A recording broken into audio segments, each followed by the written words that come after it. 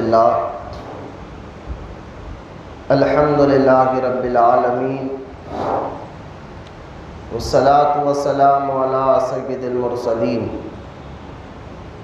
وعلی آلہ واصحابہ اجمعین اما بعد فاعوذ باللہ من الشیطان الرجیم بسم اللہ الرحمن الرحیم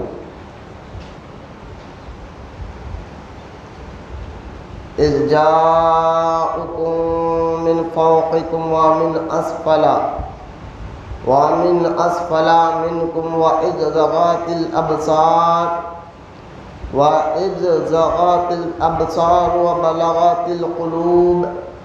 وبلغت القلوب الحناجر وتظنون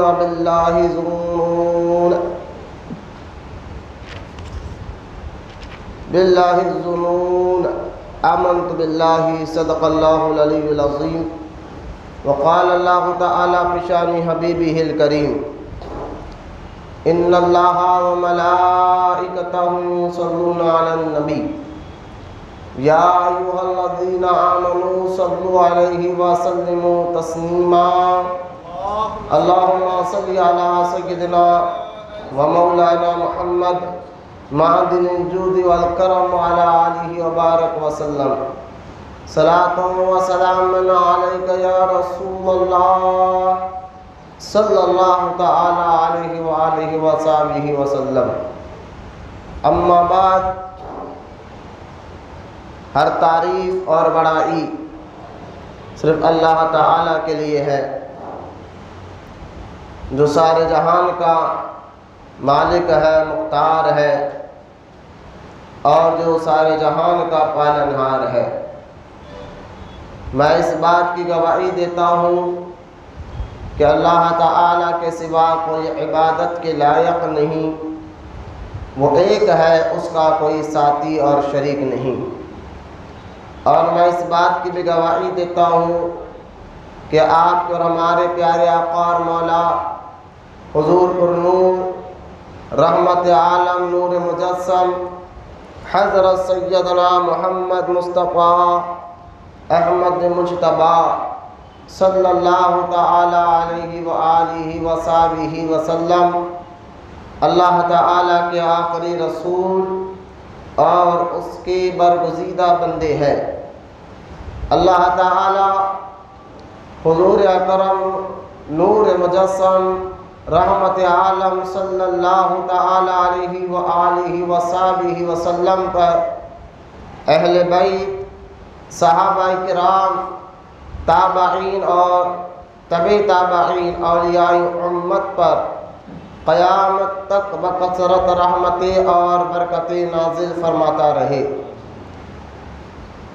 سب مل کر ایک مرتبہ محبت کے ساتھ درود شریف پڑھیے۔ اللہم صلی علی سیدنا و مولانا محمد معدن الجود والکرم وعلی آلہ وبارک وسلم صلاۃ و سلام علیک یا رسول اللہ صلی اللہ تعالی علیہ وآلہ وصحبہ وسلم۔ معزز سامعین، نوجوان ساتھیوں، السلام علیکم ورحمۃ اللہ وبرکاتہ۔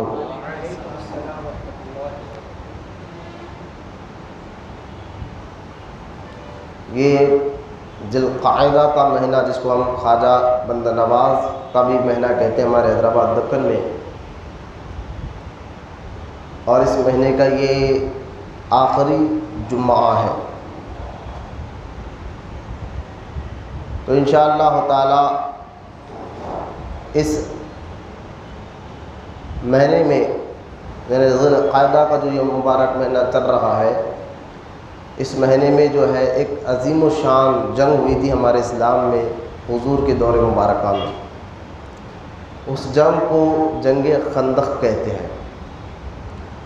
تو آج انشاءاللہ تعالی آپ کے سامنے اس کے کچھ اہم واقعات اور حضور اکرم صلی اللہ تعالی وسلم کے اس واقعہ میں معجزات جو ظاہر ہوئے ہیں اس پر گفتگو کریں گے۔ بیٹا کمر میں درد ہے کیا؟ ہاتھ پیر میں کمر میں درد ہو ٹیکا لے کے بیٹھو، ٹھیک ہے؟ نہیں تو پھر ٹیکا لے کے بیٹھنا بے ادبی ہے، مسجد میں نہیں بیٹھنا ٹیکا لے کر۔ اور اپنی بے چینی کو ختم کرو اطمینان سے. اب اللہ اس کے رسول کا ذکر سننے آئے. اگر کچھ کام ہے بالکل جا سکتے. یہاں دیوانوں کی محفل ہے, اطمینان سے بیٹھو, بے چینی ظاہر مت کریے.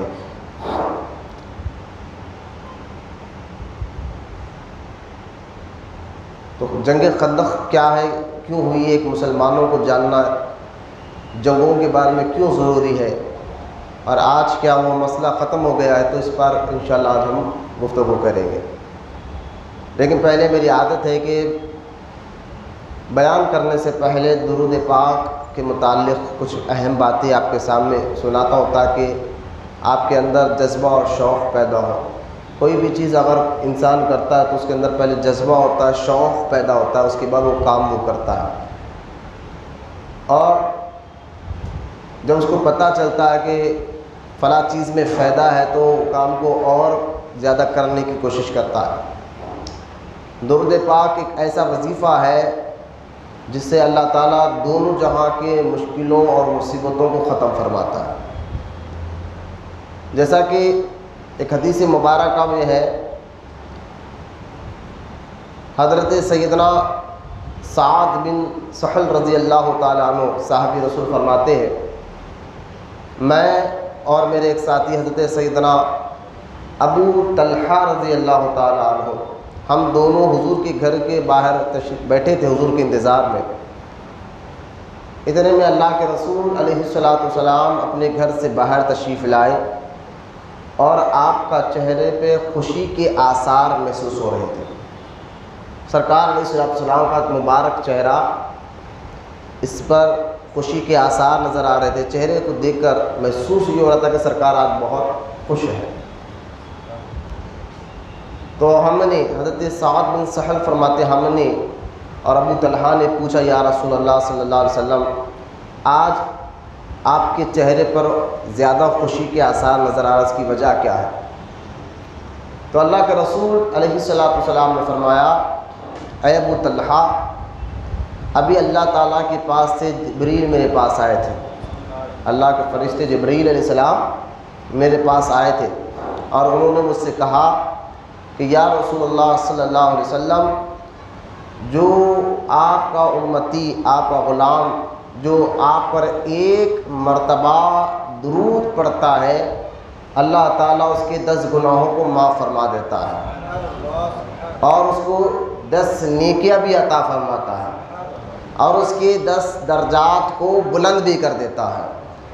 ایک مرتبہ درود پڑھنے پر 10 گناہ معاف ہوتے, 10 نیکیاں اللہ تعالیٰ عطا فرماتا ہے, اور جنت میں انشاءاللہ تعالیٰ آپ کے درجات بھی بلند ہوگے. یعنی اونچے مقام پر مراد کیا ہے کہ آپ کو اچھی سے اچھی جگہ جنت میں اللہ تعالیٰ عطا فرمائے گا درود پڑھنے کی برکت سے.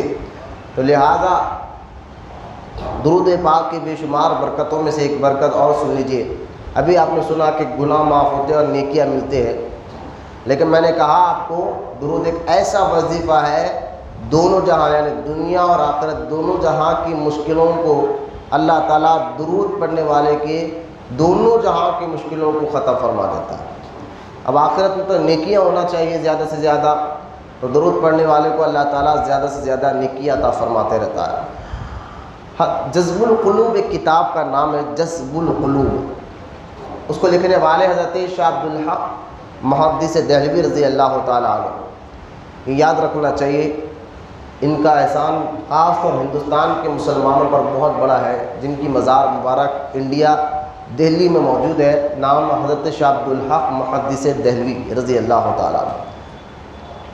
جس طرح خواجہ غریب نواز رضی اللہ تعالیٰ عنہ کے احسان مسلمان کبھی بھول نہیں سکتا کہ آپ کی بدولت ہندوستان میں زیادہ سے زیادہ دین پہچانا گیا ہے, اسی طرح شاہ عبد الحق محدث دہلوی رضی اللہ تعالیٰ عنہ کے احسان کو بھی مسلمان کو بھولنا نہیں چاہیے.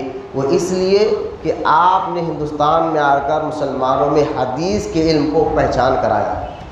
حدیث کیا ہے, سرکار علیہ السلام کے احادیث مبارکہ کو زیادہ سے زیادہ پہچان کرانے میں آپ کا بہت بڑا ہاتھ ہے, جن کا نام حضرت شاہ عبد الحق محدث دہلوی رضی اللہ تعالیٰ عنہ ہے. ان کی یہ لکھی ہوئی کتاب ہے جذب القلوب. جذب کہتے ہیں ایک کیفیت کو قلوب یعنی دلوں کے اندر ایک کیفیت پیدا کرنے والی باتیں، اور جذب القلوب جس میں سرکار مدینہ صلی اللہ تعالیٰ علیہ وسلم کے مدینہ پاک کے فضائل اس کتاب میں لکھے ہوئے ہیں۔ اسی کتاب میں ایک واقعہ آپ نے لکھا درود پڑھنے پر۔ اب لکھنے والے اتنے بڑے بزرگ ہیں جو میں نے ابھی آپ کے سامنے نام لیا، محقق علی الاطلاق حضرت شاہ عبد الحق محدث دہلوی رضی اللہ تعالیٰ، اور یہ اتنے بڑے بزرگ ہیں، سنی تو سنی وہابی بھی ان کی عزت کرتا، اندازہ کریں کہ بدعقیدہ وہابی بھی ان کی کتابوں کی ان کی عزت کرتے ہیں، اتنے بڑے بزرگ ہیں۔ تو لہٰذا آپ فرماتے ہیں کہ ایک غریب آدمی تھا، اس کو 3000 دینار کا قرضہ ہو گیا تھا۔ درہم کہتے ہیں سونے کے سکوں کو، اور دینار کہتے ہیں چاندی کے سکوں کو۔ پہلے دور میں یہی چلتے تھے، سونے کے سکے اور چاندی کے سکے۔ اب کرنسی نکل گئی، نوٹ نکل گئی ہے۔ تو پہلے دور کی بات ہے کہ ایک غریب آدمی تھا، اس کو 3000 درہم یعنی سونے کے چاندی کے سکوں کا اس کو جو ہے قرضہ ہو گیا تھا، 3000 دینار کا۔ اب قرضدار جس نے قرضہ دیا تھا اس نے کورٹ میں قاضی کے پاس لے گیا، تو جج نے فیصلہ کیا 1 مہینے کے اندر تم اس کا قرضہ ادا کر دو۔ وہ اتنا غریب تھا کہ 1 مہینے کے اندر 3000 چاندی کے سکے جمع کرنا اس کے لیے بڑی مشکل کی بات تھی۔ ذرا غور سے سننا جو میں یہ واقعہ سنا رہا ہوں کس کتاب سے، تو آپ کو درود کی اہمیت بھی آپ کو سمجھ میں آئے گی۔ آج لوگ پریشان ہیں کہ قرضے کیسے پھٹے، ہمارے پاس قرضہ بہت ہو رہا ہے۔ تو لہٰذا وہ 1 مہینے کے اندر ایک غریب آدمی کے لیے 3000 چاندی کے سکے جمع کرنا یہ بڑا مشکل کی بات تھی۔ اب لہٰذا وہ آدمی گھر آیا، کورٹ سے تو ٹائم ملا 1 مہینے کا۔ سراج ادھر دیکھو، بیٹھو میاں، تم بیٹھو، تم کہیں کو اٹھ رہے۔ اب جو ہے وہ آدمی گھر آیا، اور گھر آنے کے بعد وہ سوچنے لگا کرنا کیا ہے، تو اس کو ایک حدیث اس غریب آدمی کو یاد آئی۔ حدیث پاک کیا ہے؟ ہمارے اور آپ کے پیارے آقا کریم صلی اللہ تعالیٰ علیہ وسلم نے فرمایا کہ جو مجھ پہ روزانہ 500 بار درود پڑھے گا، اللہ تعالیٰ اس کی محتاجگی اور غریبی کو دور فرما دے گا۔ اس حدیث پر یقین رکھتے ہوئے اس نے سرکار پر درود پڑھنا شروع کر دیا۔ کورٹ سے 1 مہینے کا ٹائم ملا تھا، اب یہ کثرت سے درود پڑھنے لگا، 27 دن تک لگاتار درود پڑھتا رہا۔ 27ویں دن اس کی قسمت جاگ اٹھی، اس کے خواب میں اللہ کے رسول صلی اللہ تعالیٰ علیہ وسلم تشریف لائے۔ بولے محبت سے سبحان اللہ۔ جس کے خواب میں ہمارے نبی آ جائے وہ خواب جھوٹا نہیں ہو سکتا، یہ حدیثوں میں آیا، سرکار نے خود فرمایا، ہمارے نبی نے خود فرمایا، اگر کوئی تم سے کہے کہ کوئی تم سے یہ کہے کہ میں نے خواب میں حضور کو دیکھا ہے تو اس کو مان لو۔ کیوں؟ وہ اس لیے کہ سرکار فرماتے ہیں کچھ خواب شیطان کی طرف سے بھی ہوتے ہیں، کچھ خواب رحمان کی طرف سے بھی ہوتے ہیں، کچھ خواب نفسانی بھی ہوتے ہیں، لیکن ایک خواب اگر کسی کو بھی پڑھے وہ سچا ہو سکتا ہے، اور سچا ہی ہوتا ہے، اس میں کوئی گڈ مڈ نہیں ہوتا، اس میں ملاوٹ نہیں ہوتی۔ وہ خواب کیا ہے؟ تو سرکار فرماتے ہیں جس نے مجھے خواب میں دیکھا۔ بولے محبت سے سبحان اللہ۔ لہٰذا جس نے حضور علیہ الصلوۃ والسلام کو خواب میں دیکھا وہ حقیقت کی بات ہے، یہ حدیثوں کا ثابت ہے۔ اس نے 27ویں دن، دیکھیں ٹائم کتنا دیا تھا؟ 1 مہینے کا جج نے۔ 27ویں دن اس کو یہ خواب آیا، اللہ کے رسول علیہ الصلوۃ والسلام تشریف لائے خواب میں، اور اس غریب آدمی سے کہا کہ تمہارے علاقے میں ایک علی بن موسیٰ، اس کا نام تھا علی بن موسیٰ، مالدار آدمی تھا، بہت تھا بڑا نیک۔ سرکار نے فرمایا تم جاؤ اور اس کو کہو کہ وہ تمہارا قرضہ ادا کر دے۔ اب یہ خواب اس نے دیکھا، صبح جب اٹھا بڑا خوش ہوا کہ اتنے بڑے مالدار آدمی کو جا کے میں جب یہ خواب سناؤں گا تو وہ مجھ سے قرضہ دے دے گا۔ لیکن اس کے دل میں پھر ایک خیال آیا اس غریب آدمی کے، اگر وہ مالدار آدمی پوچھے اس کا ثبوت کیا ہے تجھے خواب پڑا، تو میں کیا جواب دوں گا؟ یہ سوچتے ہوئے وہ آدمی گیا نہیں۔ 28ویں دن پھر سرکار اس کے خواب میں تشریف لائے اور اس کو کہا کہ تو گیا کیوں نہیں؟ اس نے کہا یا رسول اللہ صلی اللہ علیہ وسلم اگر میں جاؤں گا اس میں دلیل پوچھے گا، خواب کا ثبوت کیا ہے، تجھے یہ خواب آیا تو میں اس کا ثبوت کیا پیش کروں گا؟ تو سرکار مسکرا کر فرمائے اس کو جا کر کہو کہ وہ روزانہ فجر کی نماز کے بعد 5000 بار درود پڑھتا ہے۔ کتنے بار تھا؟ علی بن موسیٰ جو تھا اس کی عادت کیا تھی؟ فجر کے بعد روزانہ وہ 5000 بار حضور پر درود پڑھتا تھا، اور درود پڑھنے سے پہلے وہ کسی سے بات نہیں کرتا تھا، یعنی درود پڑھنے کے بعد، فجر پڑھنے کے بعد درود 5000 مرتبہ پڑھنے کے بعد ہی وہ کسی سے بات کرتا تھا، اس کی عادت تھی۔ اور یہ راز صرف اللہ جانتا تھا اور وہ بندہ جانتا تھا، اور اس لیے کبھی کسی کو یہ بات بتائی نہیں تھی۔ تو سرکار نے کہا جاؤ یہ راز صرف اللہ جانتا ہے اور اس کا رسول جانتا ہے اور کوئی نہیں جانتا۔ اب یہ آدمی، غریب آدمی، خوشی خوشی خواب گیا، جا کر سارا خواب بیان کیا، ثبوت کے طور پر اس علی بن موسیٰ وزیر کو، اس مالدار آدمی کو یہ بھی بتایا کہ تم روزانہ یہ تمہاری عادت ہے۔ وہ بڑا خوش ہوا۔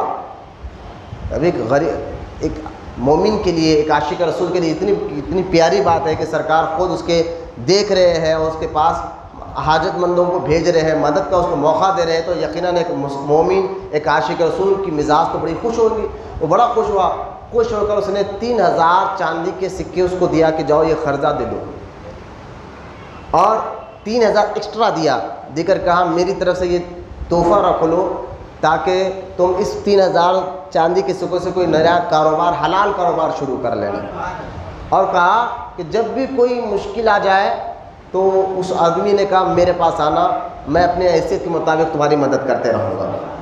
اب یہ غریب آدمی 29ویں دن 3000 چاندی کے سکے لے کے کورٹ میں پہنچا، تو جج نے کہا بھائی تو اتنا غریب آدمی علاقے کا، 1 مہینے کے اندر اتنا پیسہ جمع کرنا تیری تو حیثیت نہیں تھی، یہ سارے پیسے تیرے اندر آئے کیسے، تو لایا کہاں سے؟ اس نے کہا یہ سارا خواب کا ماجرا اس نے سنایا۔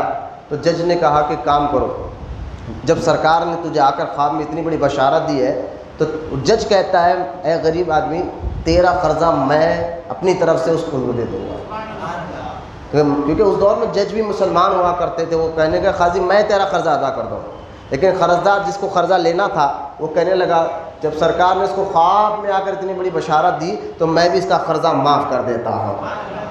اس طرح وہ آدمی کو 9 سے 12,000 سونے کے چاندی کے سکے میں وہ گھر آ گیا۔ یعنی سارا واقعہ کس کی برکت سے ہوا؟ درود پاک کی برکت سے ہوا۔ تو لہٰذا لوگ کہتے ہیں کہ مولانا کوئی ایسا وظیفہ بتائیے تاکہ ہمارے کاروبار چلے، ہمارا قرضہ پھٹ جائے، ہم بہت پریشان ہیں۔ تو میں ان کو کہتا ہوں کہ زیادہ سے زیادہ کثرت کے ساتھ روزانہ دیکھیں، اگر آپ کو درود پڑھنے کے لیے آسان درود چاہیے تو صلی اللہ علیہ وسلم آپ پڑھ لیں گے تو روزانہ آپ 1000 مرتبہ آسانی سے پڑھ سکتے ہیں۔ یہ چھوٹا درود بھی ہے اور آسان بھی ہے، صلی اللہ علیہ وسلم صلی اللہ علیہ وسلم اگر آپ پڑھتے رہیں تو انشاءاللہ تعالی یہ درود پاک جو ہے آپ کو 1000 مرتبہ پڑھنا روزانہ کوئی مشکل کی بات نہیں ہوگی انشاءاللہ۔ لہٰذا آپ پڑھنے کی عادت بنا لیں، اللہ تعالیٰ آپ کی پریشانیوں کو، مصیبتوں کو اور غموں کو دور فرمائے گا۔ دیکھیں یہ واقعے سے پتہ چلا کہ اللہ دنیاوی مشکلوں کو بھی درود پاک کی برکت سے ختم فرما دیتا ہے۔ ایک آخری بات سنا کر، درود پاک کی بات آ گئی تو ایک آخری بات سنا کر بات ختم کرتا ہوں۔ شیخ حسین بن احمد بستامی رضی اللہ تعالیٰ عنہ، بستام بغداد میں ایک علاقہ ہے، اس علاقے کو بستام کہتے، بستام، وہاں کے رہنے والے تھے شیخ حسین بن احمد بستامی رضی اللہ تعالیٰ عنہ۔ وہ فرماتے کہ ہمارے علاقے کے مسجد کے مؤذن تھے، اذان دیا کرتے تھے، ان کا انتقال ہو گیا، وہ بڑے نیک آدمی تھے، ان کا انتقال ہو گیا۔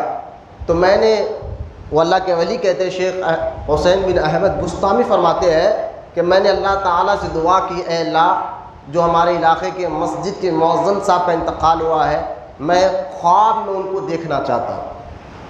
تو اللہ تعالیٰ نے اس اللہ کے ولی کی دعا کو قبول فرمایا اور خواب میں اس کو جو ہے شیخ فرماتے ہیں مجھے خواب میں وہ مؤذن صاحب کی دیدار ہوا تو میں نے ان سے پوچھا کہ خبر میں، یعنی دنیا سے جانے کے بعد خبر میں اللہ تعالیٰ نے آپ کے ساتھ کیا معاملہ کیا؟ تو وہ مؤذن کہتے ہیں اللہ تعالیٰ نے میری بخشش فرما دی، اور جانتے ہو صرف اس لیے اللہ نے مجھے بخش دیا کہ میں دنیا میں سرکار پر زیادہ سے زیادہ درود پڑھا کرتا تھا۔ تو لہٰذا درود پاک کے بے شمار واقعات قرآن احادیث میں اور بزرگوں نے اپنی کتابوں میں لکھا ہے۔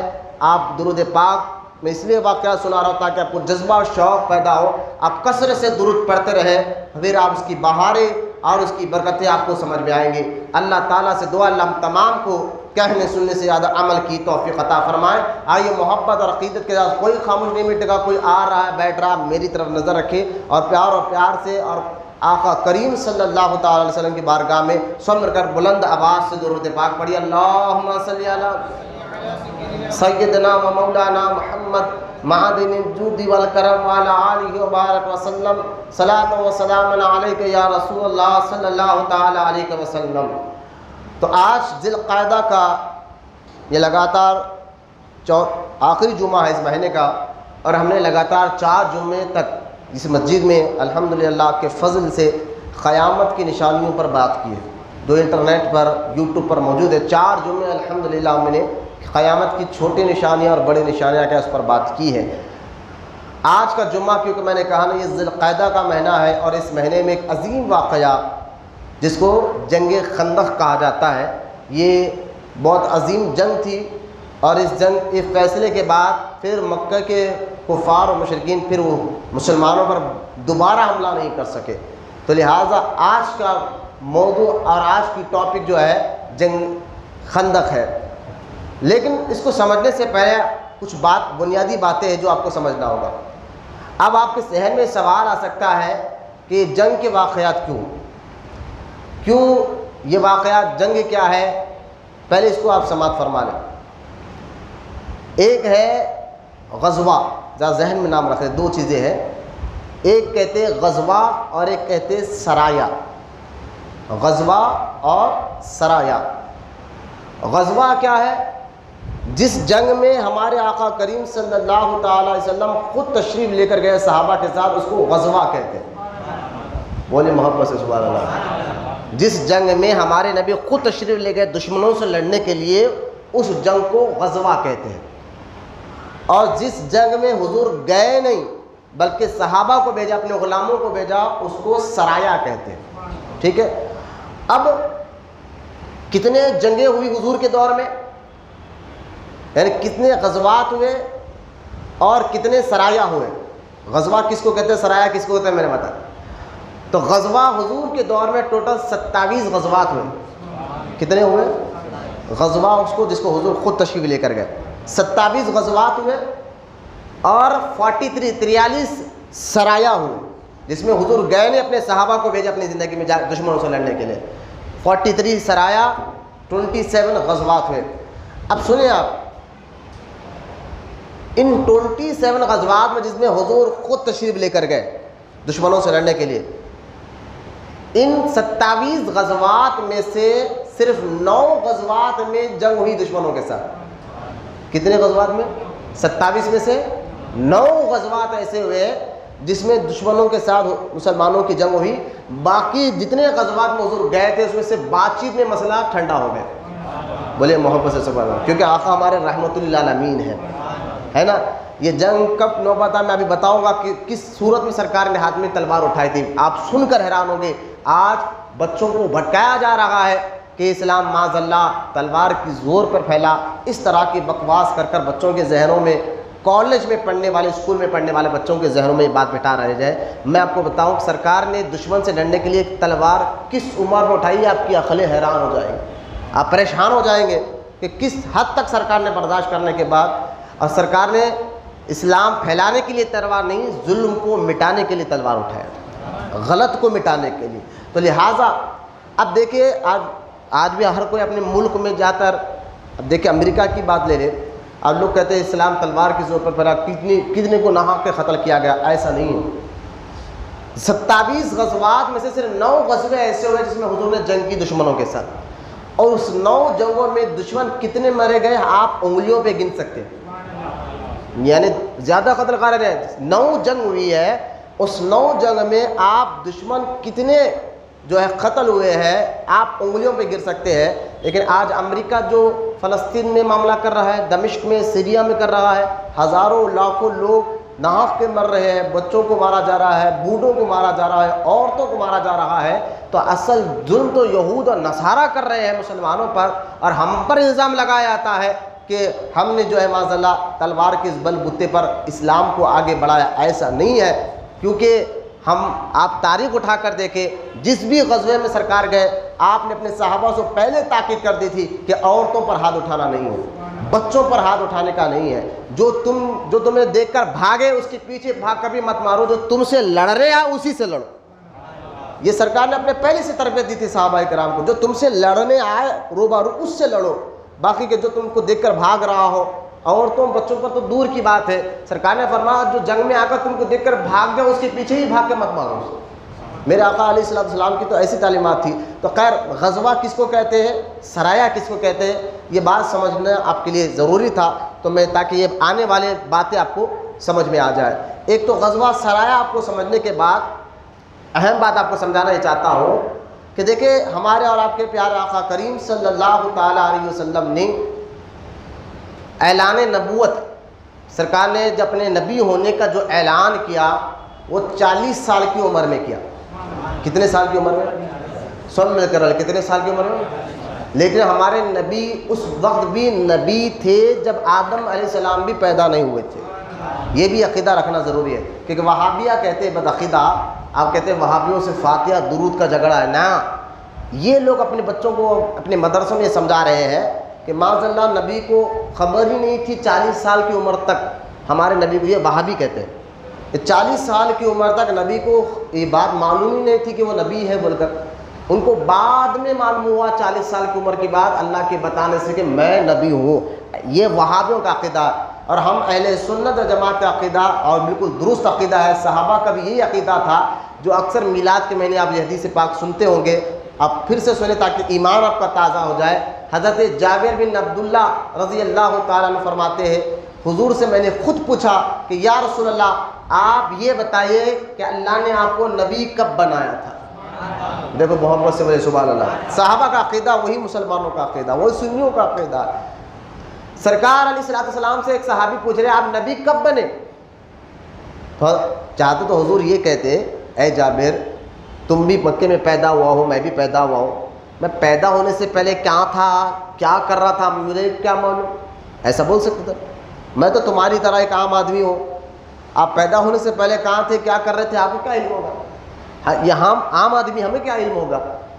چاہتے تو حضور یہ کہتے تھے جو وہابی کہتے ہیں نبی تو ایک ہماری طرح ایک عام بشر ہے۔ سنتے جائیے، میں آپ کو بنیادی باتیں بتا رہا ہوں کہ وہابی میں اور سنی میں فرق کیا ہے، وہ عقیدے کا ہے، ذرا اس فرق کو آپ ذہن میں رکھیں۔ میں تو چاہتے تو آپ بھی یہ کہہ سکتے نا کہ بھائی ہم پیدا ہونے سے پہلے ہم کیا کر رہے تھے ہمیں کیا معلوم، ہم تو ایک عام آدمی، پیدا ہونے کے بعد ہم بچپن میں ہم کیا کر رہے تھے ہمیں پتہ نہیں، یعنی جب پیدا ہوئے۔ لیکن صحابی کا عقیدہ دیکھیے، وہ صحابی رسول خود پوچھ رہے ہیں کہ یا رسول اللہ آپ بتائیے آپ نبی کب بنے تھے؟ تو صحابہ کا یہ یقین تھا کہ اللہ کے بتانے سے ہمارے نبی پہلے بھی کیا ہے وہ جانتے ہیں اور آگے بھی کیا ہوتا ہے یہ بھی جانتے ہیں۔ بھائی سوال آپ اسی سے، آپ مجھ سے اگر کوئی سوال کریں گے تو کیا سوچ کے کریں گے؟ یہ بھی مولانا ہے، ان کو معلوم ہوتا ہے کہ قرآن میں صحیح کیا ہے غلط کیا ہے، تو مجھے معلوم ہے بول کر تو آپ سوال کریں گے نا۔ تو آپ کا سوال کرنے کا مطلب یہ ہے کہ آپ کو یقین ہے کہ میں جانتا ہوں، تبھی تو مجھ سے آپ سوال کریں گے۔ تو صحابی کا عقیدہ ہی دیکھے کہ صحابی جانتے کہ نبی اللہ کے بتانے سے جانتے ہیں، تبھی تو سوال کر رہے ہیں نا کہ حضور یہ بتائیے کہ آپ نبی کب بنے تھے؟ تو سرکار نے یہ نہیں کہا کہ میں ایک عام آدمی ہوں میرے کو کیا معلوم، تم بھی جس شہر میں پیدا ہوئے میں بھی اس شہر میں پیدا ہوا، ایسا نہیں، حضور نے یہ نہیں کہا، بلکہ حضور نے فرمایا اے جابر سنو، میں اس وقت نبی بن گیا تھا جب آدم بھی نہیں بنے تھے۔ بولے محبت سے سبحان اللہ۔ پھر سوال یہ کرتے ہیں اچھا چلو وہ اگر نبی کو معلوم تھا پہلے سے میں نبی ہوں تو یہ 40 سال کی عمر تک نبی خاموش کیوں بیٹھے؟ اعلان کرنا تھا مکے میں پیدا ہوتے ہی۔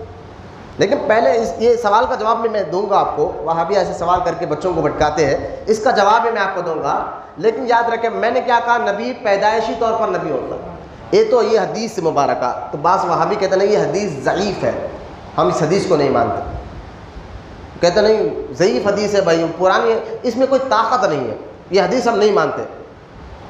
چلو ٹھیک ہے حدیث تو ضعیف نہیں ہے، یہ حدیث صحیح حدیث پاک ہے، لیکن اگر یہ کہنا آپ کو نہیں حدیث میں آیا قرآن میں آیا کہ نبی پہلے سے نبی ہے بول کر، تو آپ سن کر خوش ہو جائیں گے، قرآن میں بھی ذکر ہے کہ نبی پیدائشی طور پر نبی ہوتا ہے، آپ کہیں گے وہ کیسے؟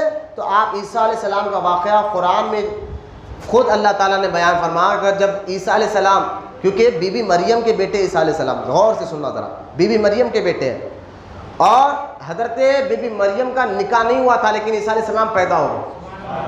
یہ خدا کی قدرت تھی، عیسیٰ علیہ السلام بغیر باپ کے پیدا ہوئے۔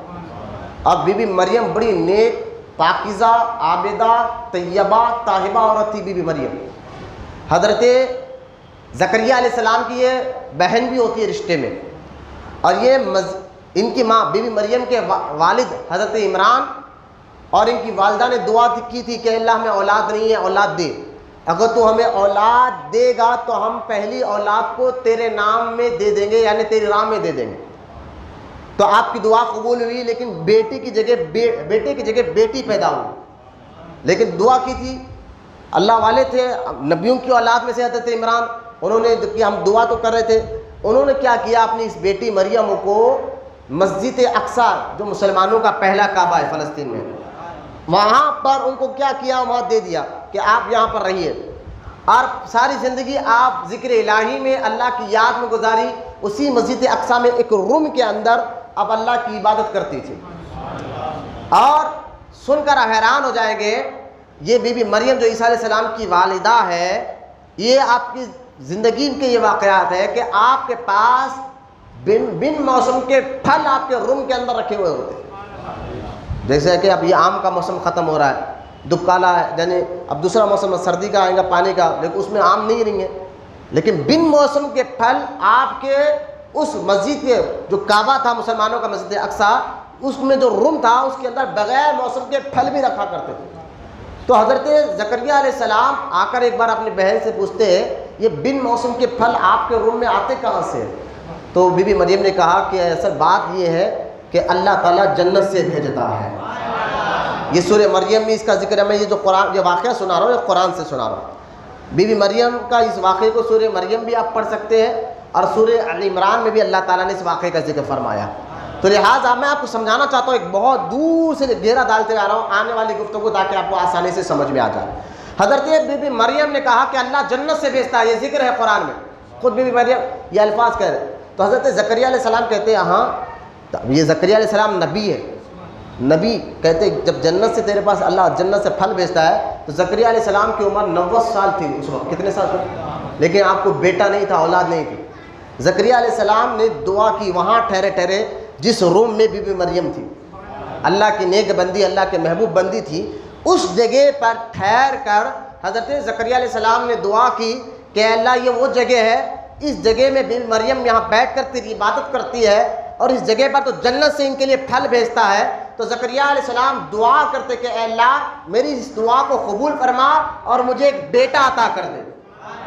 یہ دعا کی زکریا علیہ السلام نے، تو قرآن کہتا ہے، اللہ پاک خود فرماتا کہ اے زکریا ہم تیری دعا کو قبول کرتے ہیں، ان قریب تجھے ایک ایسا بیٹا دیں گے جس کا نام یحییٰ علیہ السلام ہوگا۔ 90 سال کی عمر ہو گئی تھی، لیکن خدا کی قدرت کہ بیٹا دیا اللہ تعالیٰ نے 90 سال کی عمر میں، آپ کی بیوی بھی کافی عمر ہو گئی تھی، لیکن خدا کی قدرت۔ تو لہٰذا یہاں اس واقعے سے، قرآن کے واقعے سے پتہ یہ چلا اللہ کے نیک بندوں کے پاس ٹھہر کر دعائیں مانگنا یہ نبیوں کی سنت ہے۔ اگر کوئی آپ سے یہ کہتے نا کہ نبی کی مزار کے، ولی کی مزار کے پاس، اللہ والوں کی مزار کے پاس جا کر تم اللہ سے مانگتے ہو، ارے بھائی اللہ سے مانگنا ہے تو گھر میں بیٹھ کے مانگو۔ ہم وہابی کو کہتے ہیں جب کہ دیکھو بھائی ہم قبر کے پجاری نہیں ہیں، ہم اللہ کے ولی کے آستانے میں آتے ہیں اور وہاں ٹھہر کر ان کے وسیلے سے اللہ سے مانگتے۔ تو وہابی کہتے نہیں بھائی اگر مانگتے صحیح ہے، لیکن اللہ سے مانگنا ہو تو گھر میں بیٹھ کے مانگو، کہ اللہ گھر میں بیٹھ کے مانگے تو نہیں سنتا، مکان میں بیٹھ کے مانگو، دکان میں بیٹھ کے مانگو، کہیں بھی مانگو سنتا ہے، ایک ولی کے پاس ہی جا کے مانگے تو سنتا۔ تو ہم آپ یہ کہنا کہ دیکھو اللہ سنتا ہر جگہ سے، مولانا سبحان اللہ، اس میں کون مسلمان کہے گا کہ خالی ولی کے پاس ٹھہر کر مانگو تو یہ سنتا؟ ایسا نہیں ہے، سنتا تو اللہ ہر جگہ سے۔ آپ مسجد میں بیٹھ کر مانگو، آپ گھر میں بیٹھ کر مانگو، آپ بازار میں کہاں بھی ہو، اللہ کو پکارو، سنتا ہر جگہ سے۔ ہم اس میں تھوڑا یہ بحث کر رہے ہیں کہ اللہ صرف ولی کے آستانے میں آ کو سنتا اور کہیں، لیکن ہم یہ کہہ رہے ہیں اللہ سنتا ہر جگہ سے ہے، راضی ہر جگہ سے نہیں ہوتا، راضی ہر جگہ سے نہیں ہوتا۔ تو لہٰذا سنتا تو وہ ہر جگہ سے ہے، راضی اللہ کے نیک بندوں کے آستانوں پر ٹھہر کر جو دعا مانگی جاتی ہے اللہ سنتا بھی اور راضی بھی ہو جاتا ہے اور کرم بھی فرما دیتا ہے۔ تو لہٰذا بی بی مریم کے پاس ٹھہر کر نبی نے دعا مانگی تھی، تو ہمیں خبر پجاری مت کہو، ہم بھی اللہ کے نیک بندوں کے پاس ٹھہر کر اللہ کو مناتے ہیں کیونکہ اللہ راضی ہوتا ہے۔ اور میں کہتا ہوں بس آپ بچے ان کے باتوں میں آ کر خبر پجاری ذہن میں نہ بٹھائے، ورنہ اگر یہ خبر پجاری کا الزام معاذ اللہ حضرت نظام الدین اولیاء پر بھی چلے جائے گا۔ حضرت نظام الدین اولیاء تو ہر جمعرات کو اپنے دادا پیر خواجہ قطب الدین بختیار کاکی کی مزار کی زیارت کے لیے دہلی سے جایا کرتے تھے۔ اگر یہی الزام لگ جائے کہ خبروں کی زیارت کرنا معاذ اللہ یہ پوجا ہے، تو میں کہتا ہوں پھر خواجہ نظام الدین اولیاء کو کیا کہوں۔ اچھا، خواجہ بندہ نواز گیسو دراز رحمۃ اللہ تعالیٰ علیہ، ہمارے حیدرآباد دکن کے کعبہ، خود خواجہ بندہ نواز گیسو دراز رحمۃ اللہ تعالیٰ علیہ کی عادت مبارکہ تھی، آپ نے اپنی ظاہری زندگی میں کوہیر آئے، جو ظہیرہ یہاں سے 100 کلومیٹر پر جو کوہیر گاؤں ہے، وہاں پر ایک مزار ہے حضرت مولانا عبد المعیز الدین چشتی نظامی رحمۃ اللہ تعالیٰ علیہ۔ یہ نظام الدین اولیاء کے مرید و خلیفہ تھے، دہلی سے آئے تھے، اور ان کی مزار کوہیر میں ہے آج بھی۔ اور دعا کرو وہابیوں کی بھرمار ہو گئی کوہیر میں، پورے تبلیغی جماعت والے، پورے وہابی، جی چہرے منہ گلا سڑا کے سڑے ہوئے چہرے نظر آتے جب بھی کوہیر جاؤ، تو اللہ غارت کرے ان وہابیوں کو کہ اور ہماری کمزوری ہے کہ ہم جس کو چاہے امام بنا لیے مسجد کا، جس کو چاہے مؤذن بنا لیے، اور وہ دھیرے دھیرے دھیرے کر کر پورے گاؤں کو وہابی بنا رہے ہیں۔ اللہ ہر مسلمانوں کو سمجھنے کی توفیق عطا فرمائے کہ وہابیت کتنا بڑا فتنہ ہے، اندازہ نہیں ہے آپ کو، کیونکہ دنیا سے جانا ہے تو ایمان سلامت لے کر جانا ہے۔ اب آپ کا ایمان ہی یہ لوگ برباد کریں گے تو لے کر کیا جائیں گے آپ دنیا سے۔ تو لہٰذا کوہیر میں مولانا عبد المعیز الدین نظامی چشتی رحمۃ اللہ تعالیٰ کے مزار ہے، اس مزار کی خبر کی زیارت کے لیے بندہ نواز بھی آئے تھے۔ تو خبر کی زیارت کرنا اگر خبر پوجا تو پھر الزام بندہ نواز پر بھی لگائیں گے معاذ اللہ۔ خود بندہ نواز یہاں سے اگر آپ محبوب نگر سے یادگیری سے سگر اگر یہ روڈ پکڑیں گے آپ، کرناٹک کا علاقہ ہے سگر، وہاں پر ثانی کربلا حضرت سیدنا صوفی سرمت شہید رحمۃ اللہ تعالیٰ علیہ جو جادوگروں سے لڑتے لڑتے شہید ہو گئے تھے، ان کی درگاہ مبارک ہے، اور ان کے ساتھ جتنے بزرگان دین آئے تھے، لوگ کہتے ہیں کہ آپ کے مزار مبارک کے سیدھے سرانے پیدی یعنی چاروں طرف 3 کلومیٹر تک اللہ والے آرام کر رہے ہیں، اتنی درگاہیں وہاں پر ہے۔ تو خواجہ بندہ نواز کے سدراس رحمۃ اللہ تعالیٰ علیہ سگر بھی آئے تھے اور ان کے مزار کی زیارت کے لیے بھی بیٹھے تھے۔ آج بھی جس جگہ پر بندہ نواز بیٹھ کر زیارت کرے تھے، اس جگہ پر ان لوگوں نے ایک چراغ دانی بنا دی تاکہ بید بھی نہ ہو جائے کہ یہاں بندہ نواز بیٹھے تھے۔ تو خبروں کی زیارت کرنا معاذ اللہ اگر خبر پوجا ہے، پھر خواجہ بندہ نواز کو کیا کہو گے معاذ اللہ؟ اتنے بڑے ولی کو کہو گے یہ معاذ اللہ یہ خبر کی پوجا کرتے تھے؟ حضرت نظام الدین اولیاء جا رہے ہیں، خواجہ غریب نواز جایا کرتے تھے، خود غریب نواز انڈیا آنے سے پہلے حضور داتا صاحب کی مزار پر 40 دن کا چلہ بیٹھ کر آ رہا ہے۔ تو لہٰذا یہ آپ ان کے باتوں میں آ کر اپنے ایمان اور عقیدے کو برباد نہ کریں۔ میں بہت دور سے ایک بات سمجھانا چاہتا ہوں کہ یہ بات کہ نبی پیدائشی طور پر نبی ہوتا ہے۔ حضرت بی بی مریم کا بھی واقعہ سنا، یہی بی بی مریم کو اللہ تعالیٰ نے فرشتوں کو بھیج کر کہا کہ اے مریم، بہت تیزی سے سمجھائے، فرشتے آئے جبریل علیہ السلام اور کہنے لگے کہ ہم آپ کو اولاد دیں گے۔ تو بی بی مریم کہنے میری تو شادی نہیں ہوئی، اور پورے علاقے میں جانتے تھے کہ بی بی مریم بڑی نیک اور پارسا عورت ہے۔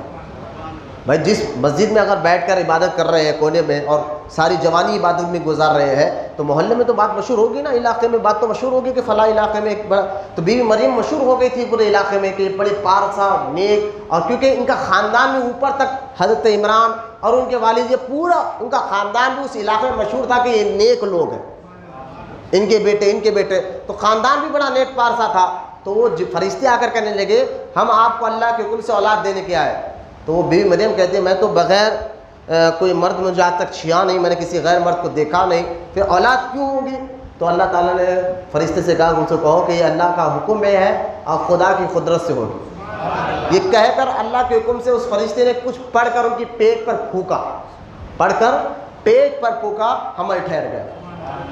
اب حضرت عیسیٰ علیہ السلام پیدا ہوئے تو ابھی مریم کہنے کہ اللہ تیرے حکم پر تو جو ہے میں نے سر جھکا لیا ہے، اب یہ بچہ تو پیدا ہو گیا، اب اس کو لے کر جب میں اپنے علاقے میں جاؤں گی اپنے رشتہ داروں کے پاس جاؤں گی، اپنے محلے میں جاؤں گی تو سارے محلے والے تانا دیں گے، اے مریم تو بڑی تو نیک بنتی تھی، یہ تیری تو شادی نہیں ہوئی، یہ بچہ کہاں سے آ گیا، اب کیا کروں؟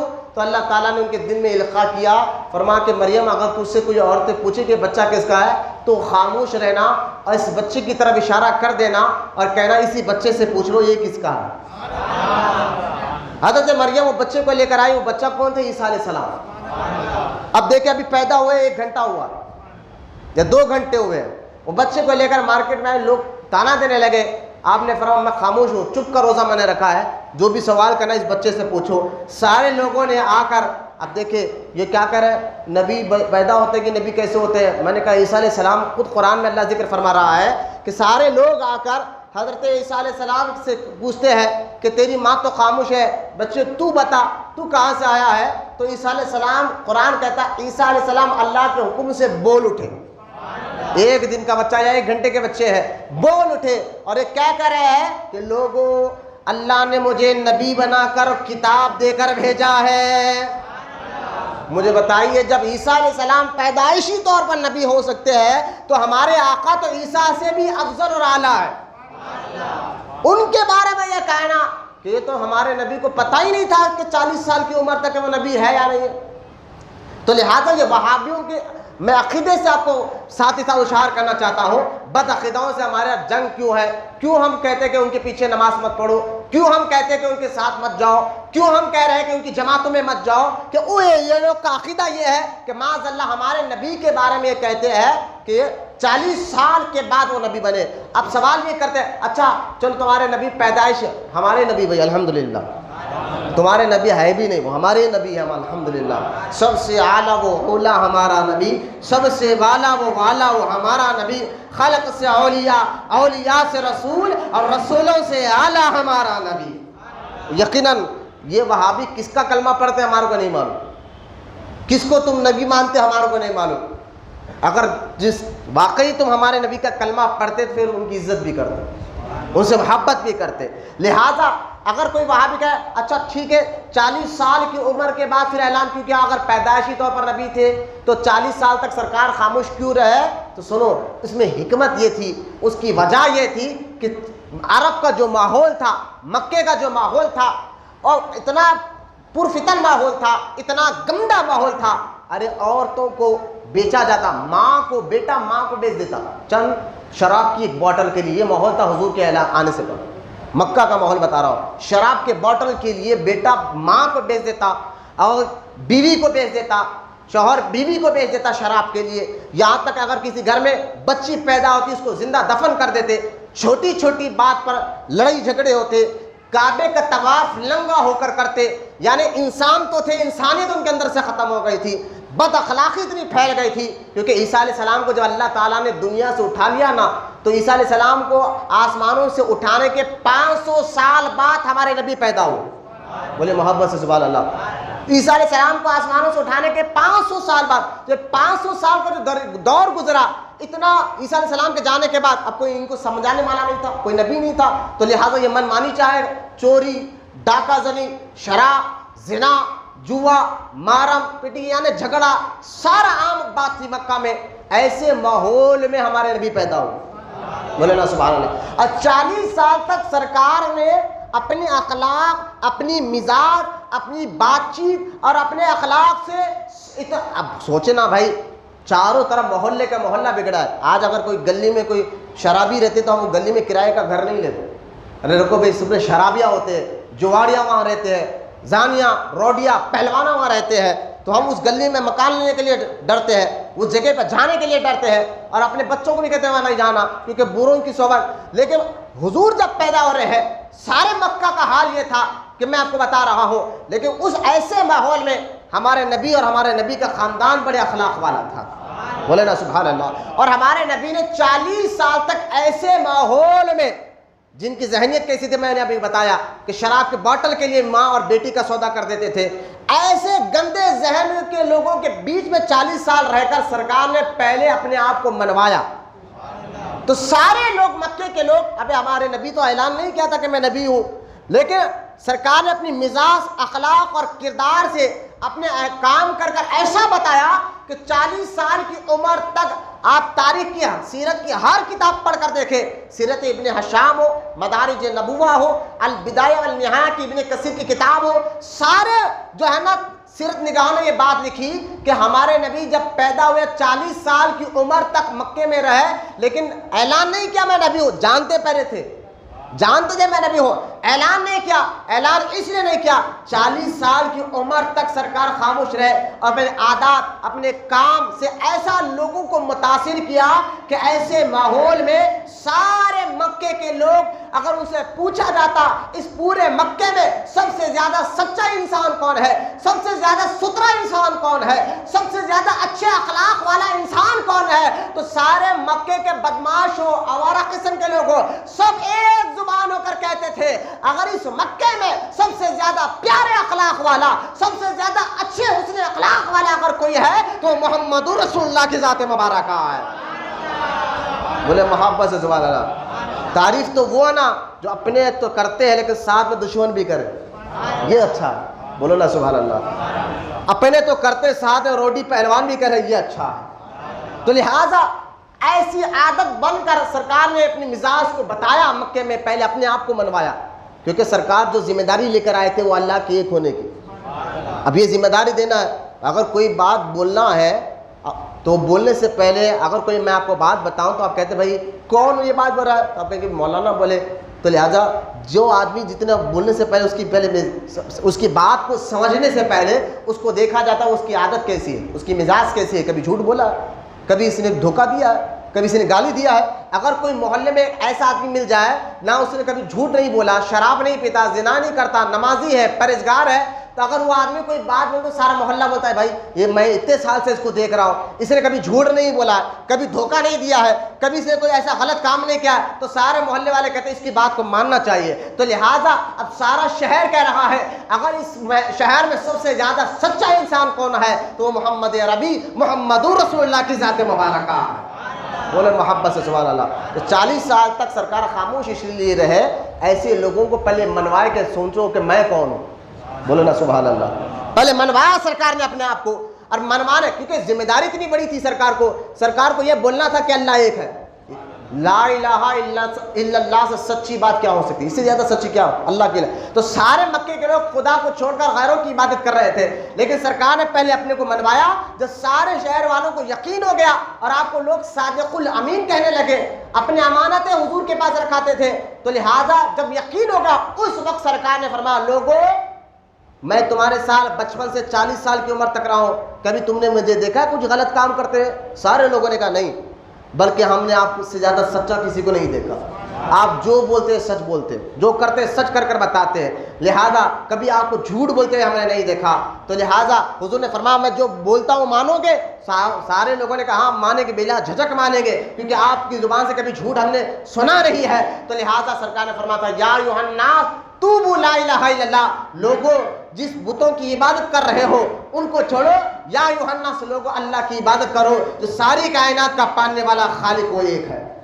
بولے محبت سے سبحان اللہ۔ اب جیسے ہی ہمارے نبی نے اعلان نبوت کیا تو اس میں کچھ ماننے والے پیدا ہوئے، کچھ نہ ماننے والے پیدا ہو گئے۔ اب سرکار کی عمر کتنی تھی؟ سب مل کر بچے یاد رکھیں کتنی عمر تھی جب سرکار نے یہ کہا کہ میں نبی ہوں؟ اس وقت عمر کتنی تھی؟ 40 سال۔ اب ذہن میں رکھے یہ غزوات کیوں ہوئے، جنگ کیوں؟ امام حسین کے بیٹے جانتے ہیں جو کربلا میں زندہ واپس آئے تھے، ان کا نام امام زین العابدین تھا، اصل میں ان کا نام علی اوسط تھا۔ امام حسین کے ساتھ کربلا میں 3 بیٹے تھے، علی اکبر، علی اوسط اور علی اصغر، تینوں کا نام یہ تھا۔ تو علی اکبر اور علی اصغر، سب سے بڑے بیٹے علی اکبر اور سب سے چھوٹے بیٹے علی اصغر، یہ دونوں تو کربلا میں شہید ہو گئے۔ علی اوسط آگے چل کر ان کا نام بنا امام زین العابدین۔ زین العابدین کا مطلب ہے عبادت گزاروں کا سر کا تاج، اور کیوں نہ ہو یہ امام حسین کے مجلے بیٹے، سیکنڈ نمبر والے بیٹے جن کا نام آگے چل کر زین العابدین بنا، یہ ان کو عبادت گزاروں کا تاج کیوں کہا گیا؟ بھائی جس کے اندر جو کوالٹی ہو، جو خوبی ہو تبھی نام دیا جاتا ہے۔ یہ واقعی عبادت گزاروں کے تاج اس لیے تھے کہ یہ فرض اور سنت کے علاوہ روزانہ 1000 رکعت نفل پڑھا کرتے تھے۔ یہ امام حسین کے مجلے بیٹے کی عادت بتا رہا ہوں میں. فرض اور سنت تو دور کی بات ہے, نفل بھی روزانہ 1000 رکعت پڑھا کرتے تھے, اتنی عبادت اللہ کی کرتے تھے. اس لیے ان کا لقب بنا مکہ اور مدینے میں زین العابدین, اور کیوں نہ حسین کے بیٹے تھے. نا امام زین العابدین کہتے ہیں کہ ہم بچپن میں اپنے استادوں سے یہ غزوات, یہ جنگیں جو ہوئی ہے, حضور نے جو جنگیں کی ہے, غزوات سرایا, اس کے واقعات کو ہمارے استاد ایسا سناتے تھے کہ جیسا کوئی فرض نماز کے بارے میں یا کوئی فرض بات سکھا رہے ہیں. یعنی ان غزوات کو سننے سے مسلمانوں کا عقیدہ, ایمان, شجاعت اتنی مضبوط ہوتی ہے. امام حسین کے بیٹے کہتے ہیں امام زین العابدین ہمارے استاد تو فرض کی طرح اس واقعات کو سنایا کرتے تھے. بولے محبت سے سبحان اللہ. ان غزوات کے واقعوں کو فرض کی طرح سنایا کرتے تھے. تو آپ میں جو آپ کے سامنے ذکر کر رہا ہوں غزوات خندق کا, تو یہ کیوں ہوئی, اس سے پہلے جنگ کی نبوت کیوں پڑی, کیوں سرکار نے تلوار اٹھائی, یہ وجہ آپ کو جاننا ضروری ہے. جب تک آپ نہیں سمجھ پائیں گے, کیونکہ ہمارے آقا رحمۃ اللہ عالمین ہے, سرکار ظلم کو مٹانے کے لیے تلوار اٹھایا. اب سنا, لیکن آج جو بچوں کو کالجوں میں اسکولوں میں بٹکایا جا رہا ہے, میں ان کو کہوں گا بار بار غور سے سنو. 40 سال کی عمر ہوئی, سرکار نے نبی ہونے کا اعلان کیا, اس کے بعد سرکار مکے میں 13 سال رہے. کتنے سال رہے؟ سب میں کرو, کتنے سال رہے؟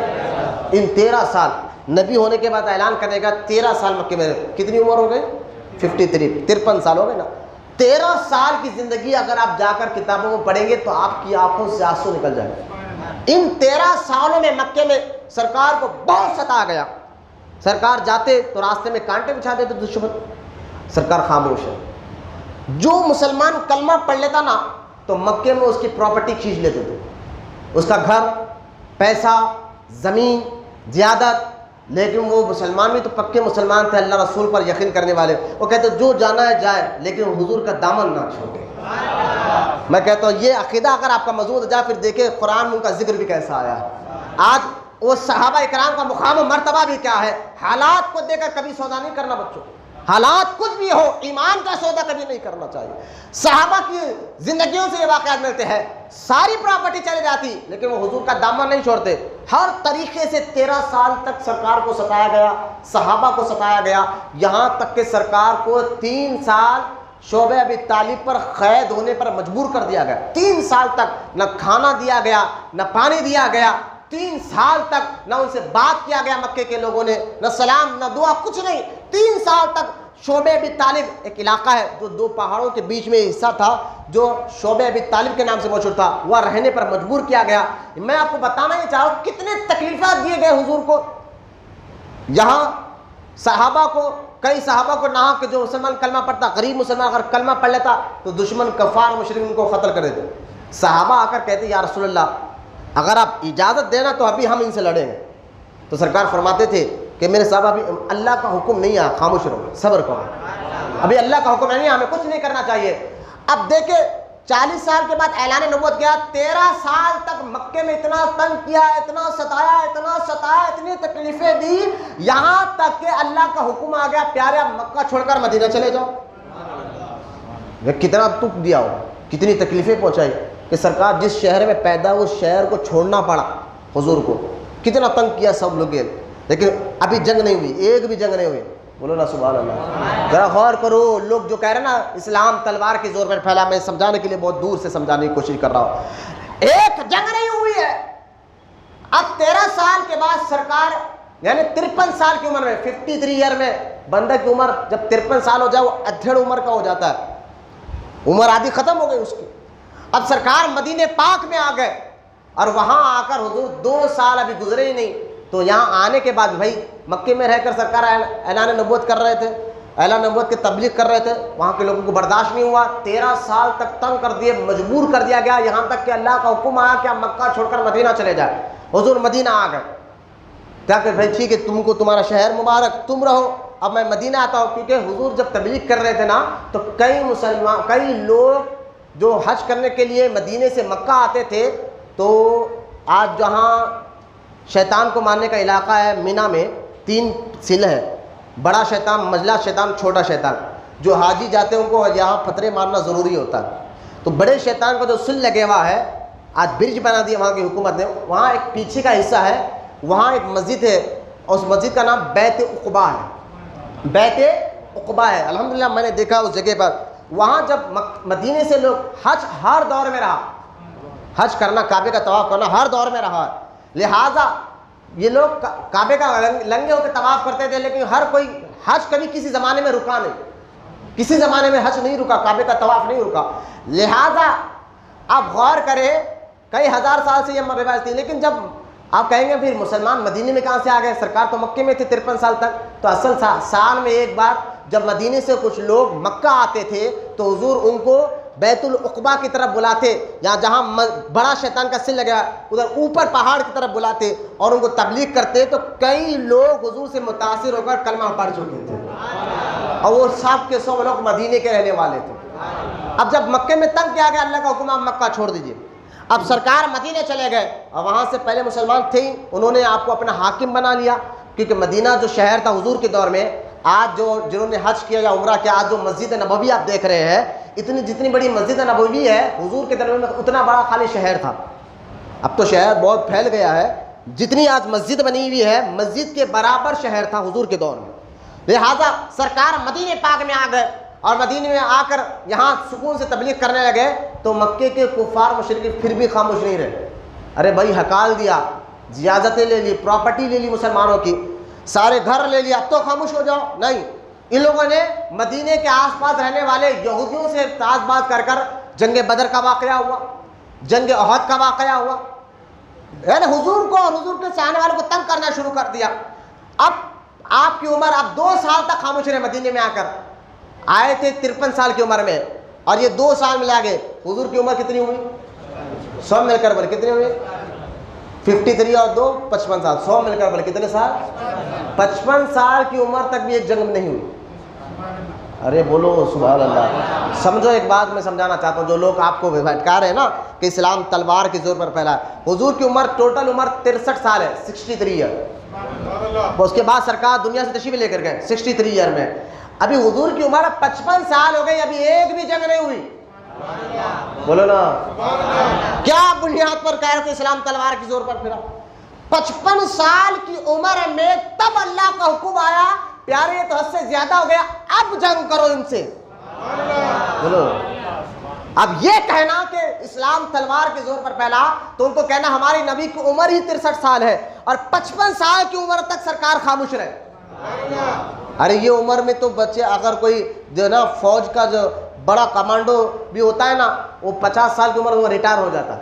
چلو، لیکن 55 سال کی عمر اب حکم ہو رہا ہے کہ آپ جنرل بنے، آپ فوج کو تیار کریں.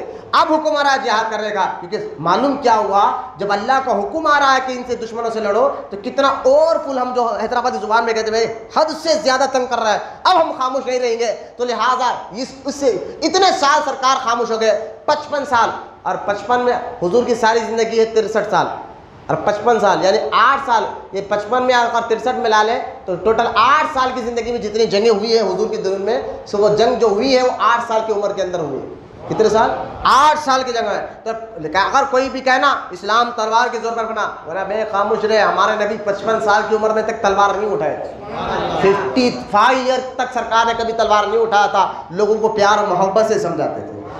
تکلیفیں دنیا کے دیے گئے، پراپرٹیاں چھینے جا رہے ہیں، مار رہے ہیں، مسلمانوں کو شہید کیا جا رہا ہے. حضور کو مجبور کر دیا گیا مکہ اپنا شہر چھوڑ کر مدینے آنے پر. سرکار کہتے ٹھیک ہے بھائی تم رہو، ہم مدینے میں آئیں گے، یہاں اپنا خاموش کام کریں گے. وہاں بھی 2 سال تک آپ کو رہنے نہیں دیا. تو لہٰذا تب اللہ کا حکم ہوا کہ اب لڑے. تو 55 سال کی عمر میں سرکار نے جنگ بدر کا یہ واقعہ ہوا. پہلی جنگ جو مسلمانوں اور دشمنوں میں ہوئی ہے وہ جنگ بدر. حضور کی عمر اس وقت 55 سال تھی، اور 55 سال کی عمر میں سرکار نے جنگ کیا. اس کے بعد وہ خاموش نہیں بیٹھے، واپس ہار کے بھاگے. اس جنگ میں ابو جہل مرا، جو رمضان مبارک میں اکثر سناتا ہوں. اب یہ ہار کر بھاگے، پلٹ کر احد کے میدان میں آئے. احد کے میدان میں یہاں بھی ان کی ہار ہوئی. بظاہر مسلمان بہت شہید ہوئے کسی ایک وجہ سے، وہ وجہ میں بتانا نہیں چاہتا، قریب آ گیا ہے جس ٹاپک پہ میں آپ کو لانا چاہتا ہوں. لہٰذا اس جنگ میں بھی دشمن ہار کر باہر گئے، جس کو جنگ احد کہتے ہیں. پھر وہ کہنے لگے ہم اگلی بار پھر آئیں گے. پھر یہ جو جنگ ہوئی ہے جنگ خندق، جو آج کا میرا موضوع، اسی مہینے میں ہوئی تھی. 5 ہجری اور ذی القعدہ کا مہینہ چل رہا تھا، اور دشمنوں نے یہ جنگ چھوئی تھی. جو آج اسی مہینے کی جنگ جو ہوئی ہے اس کو جنگ خندق کہتے ہیں. اور دوسرے لفظوں میں جو ہے نا سورہ اعراض بھی کہتے ہیں، جنگ اعراض، اس لیے قرآن میں 26ویں پارے میں سورہ اعراض ہے۔ ابھی میں پڑھا ہوں، میں آپ کے سامنے آیت پڑھا ہوں، سورہ اعراض جو قرآن کے 26ویں پارے میں ہے۔ اس جنگ کا پورا ڈیٹیل کے ساتھ اللہ تعالیٰ قرآن کے 26ویں پارے میں سورہ اعراض میں ذکر فرما رہا ہے۔ میں وہ بچہ اٹھ کے گیا، دیکھو اس کو بول دو بعد میں آنا ہے، یہ بچوں کا کھیل نہیں ہے، باہر ہی بٹھاؤ اس کو، درود پاک پڑھے ایک مرتبہ۔ اگر کسی کو جانا ہے مجمع میں سے، پیشاب آ رہا، کچھ بھی آ رہا، اٹھ کے جاؤ بھائی، لیکن یہ دیوانوں کی محفل ہے۔ اللہ اس کے رسول کے اگر ذکر کی بے ادبی کرو گے تو مجھے خطا برداشت نہیں ہوگا۔ یہ میرا ادب نہیں ہے، نہ میری تقریر کا، یہ قرآن اور حدیث کا ادب ہے۔ جتنا ادب، میں بار بار کہہ رہا ہوں، جتنا ادب آپ کرو گے اتنا انشاءاللہ اللہ اس کے رسول کی محبت آپ کے دلوں میں آئے گی انشاءاللہ۔ آپ قرآن حدیث پر غور کریں۔ اگر واقعی کسی کو بے چینی ہو رہی ہے، ہمارا حال یہ ہو گیا، ہم مسلمان ہیں نا، ہمارا حال یہ ہو گیا ہے، ہم روڈیوں کے ساتھ بیٹھنے کے لیے گھنٹوں کے لیے تیار ہیں، پہلوانوں کے ساتھ بیٹھنے تیار ہیں، لیڈر صاحب جانے کے لیے او ہو پوچھو مت، ہم کتنے تیار رہتے ہیں، کتنے گھنٹے ہمارے لیے بیٹھنا آسان ہو جاتا ہے۔ دوستوں کے ساتھ ہوٹلوں میں بیٹھنا ہے تو ہمارے پاس پوچھو مت کتنا وقت رہتا ہے۔ چبوتروں پہ بیٹھنا ہے تو آخرکار پولیس تنگ آ کر چبوترا مشن کر رہی ہے، کئی بچوں کو کئی علاقوں سے اٹھا کر ان کو سمجھا رہی ہے، لکو کرو۔ میں کہتا ہوں پولیس سمجھا رہی ہے، آقا نے 1400 سال پہلے سمجھا تب سمجھ میں نہیں آیا۔ سرکار نے فرمایا چبوتروں پہ مت بیٹھا کرو، حضور نے حدیث مبارک ہے 1450 سال پہلے حضور نے بیان فرمایا چبوتروں پر مت بیٹھا کرو، چوراستوں پر مت بیٹھا کرو۔ کچھ صحابہ نے آ کر کہا یا رسول اللہ ہماری عادت ہے جب ہم رات میں عشاء پڑھ لیتے کچھ دیر کے لیے بیٹھتے، اجازت؟ سرکار نے فرمایا اگر بیٹھنا ہے تو چورستے کا حق ادا کرو۔ اچھا حضور اس کا بھی حق ہوتا ہے؟ فرمایا ہاں، جیسا ماں باپ کا حق ہے، بھائی کا حق ہے، رشتہ داروں کا حق ہے، چورستے پہ اگر بیٹھنا ہے چبوتر پر اس کا بھی حق ادا کرو۔ فرمایا حضور کیا کرنا ہے؟ فرمایا اگر کوئی خواتین جائے نظر نیچے رکھو، بولو یا سبحان اللہ، پہلا حق ہے چورستے پہ بیٹھے، کوئی عورت جائے خواتین جائے تو نظر کو نیچے رکھو۔ دوسرا جو بھی آپ کے سامنے مر جائے اس کو سلام کرو۔ اور تیسرا فرما سرکار نے اگر راستے میں کوئی تکلیف دہ چیز رکھی ہوئی ہے جس سے چلنے والوں کو تکلیف ہو سکتی ہے، وہ تکلیف کے راستے کی چیز کو ہٹاؤ۔ یہ سارے کام عبادت ہے، بولو سبحان اللہ، یہ سارے کام عبادت ہے۔ نظر نیچے رکھو، آنے جانے والے کو سلام کرو، راستے میں تکلیف دہ چیز ہے تو اس کو ہٹاؤ تب بیٹھا کرو۔ لیکن آج ہمارا حال کیا، چوراستوں میں ہم گھنٹوں بیٹھیں گے، ساری رات بیٹھ رہے، چبوترا مشن کر پریشان ہے پولیس والے، لیکن بھاگ کر چھپ کر خیر بیٹھنا ہماری عادت بن گئی ہے۔ لیکن ایسے موقع پر مسجد میں بیٹھو بولے تو چہرے اتر رہے، کوئی بار بار گھڑی کو دیکھتا اور کوئی ادھر دیکھتا، کوئی فیانوں کو دیکھ رہا، کوئی کھڑکیوں کو دیکھ رہا، کوئی ایسا بیٹھا کوئی ویسا بیٹھا۔ اب بولنا آج تو حال ہی ہوگا، لوگ کعبے کے سامنے بھی میں نے اپنے آنکھوں سے دیکھا ہے، قرآن کو ہاتھ میں لیے لمبے پیر کر کے بیٹھے، میں وہ بے حیا ہو گئے، وہ بے حیا ہو گئے جو قرآن کی عزت نہیں جانتے، جو کعبے کی عزت نہیں جانتے۔ ہم حیا والے ہیں اور ہم جانتے ہیں اللہ رسول کی عزت کیا ہے اور کعبے کی عزت کیا ہے۔ جب قرآن حدیث کی بات ہو تو خدا کے واسطے بالکل میچور ہو کر بیٹھے، واقعی بہت زیادہ ضرورت ہے تب آپ جا سکتے ہیں باہر، لیکن مسجد میں بیٹھے رہنا بھی اللہ عبادت ہے۔ نماز کے انتظار میں آپ مسجد میں بیٹھے نا تو آپ یوں نہ سمجھیں آپ کی نیکیاں لکھے جا رہے ہیں، خالی نہیں بیٹھے آپ، نیکیاں لکھے جا رہے ہیں آپ کے، کیونکہ اللہ کے گھر میں بیٹھے رہنا، چبوتروں میں بیٹھنا کوئی عبادت نہیں، ہوٹلوں میں بیٹھنا کوئی عبادت نہیں، روڈیو پہلوانوں تو ہم کہاں پہ ہمیں بیٹھنا چاہیے تھا، ہم کہاں بیٹھ رہے ہیں آپ خود سوچے۔ یہ بار بار میں اس لیے سمجھاتا ہوں، ہر جمعہ لوگوں کو تاکید اس لیے کرتا ہوں تاکہ اس کو اچھی طرح سے یاد بھی ہو جائے، اور جو اس جمعہ میں نیا آتا ہے اس کو پتہ چلے کہ بھائی یہاں عام مسجدوں کی طرح نہیں چلے گا، یہاں دین سکھایا جائے گا، کالج پکڑ کر سکھایا جائے گا۔ ضرورت پڑی تو نہ، اب یہ ضرورت پڑی ہمارے کو، ہم باہر بٹھا دیے مؤذن صاحب کو، بھائی آپ بٹھاؤ، کیا کریں، 1400 سال ہو گئے مسلمانوں کو مسجد میں آنے کا طریقہ نہیں معلوم۔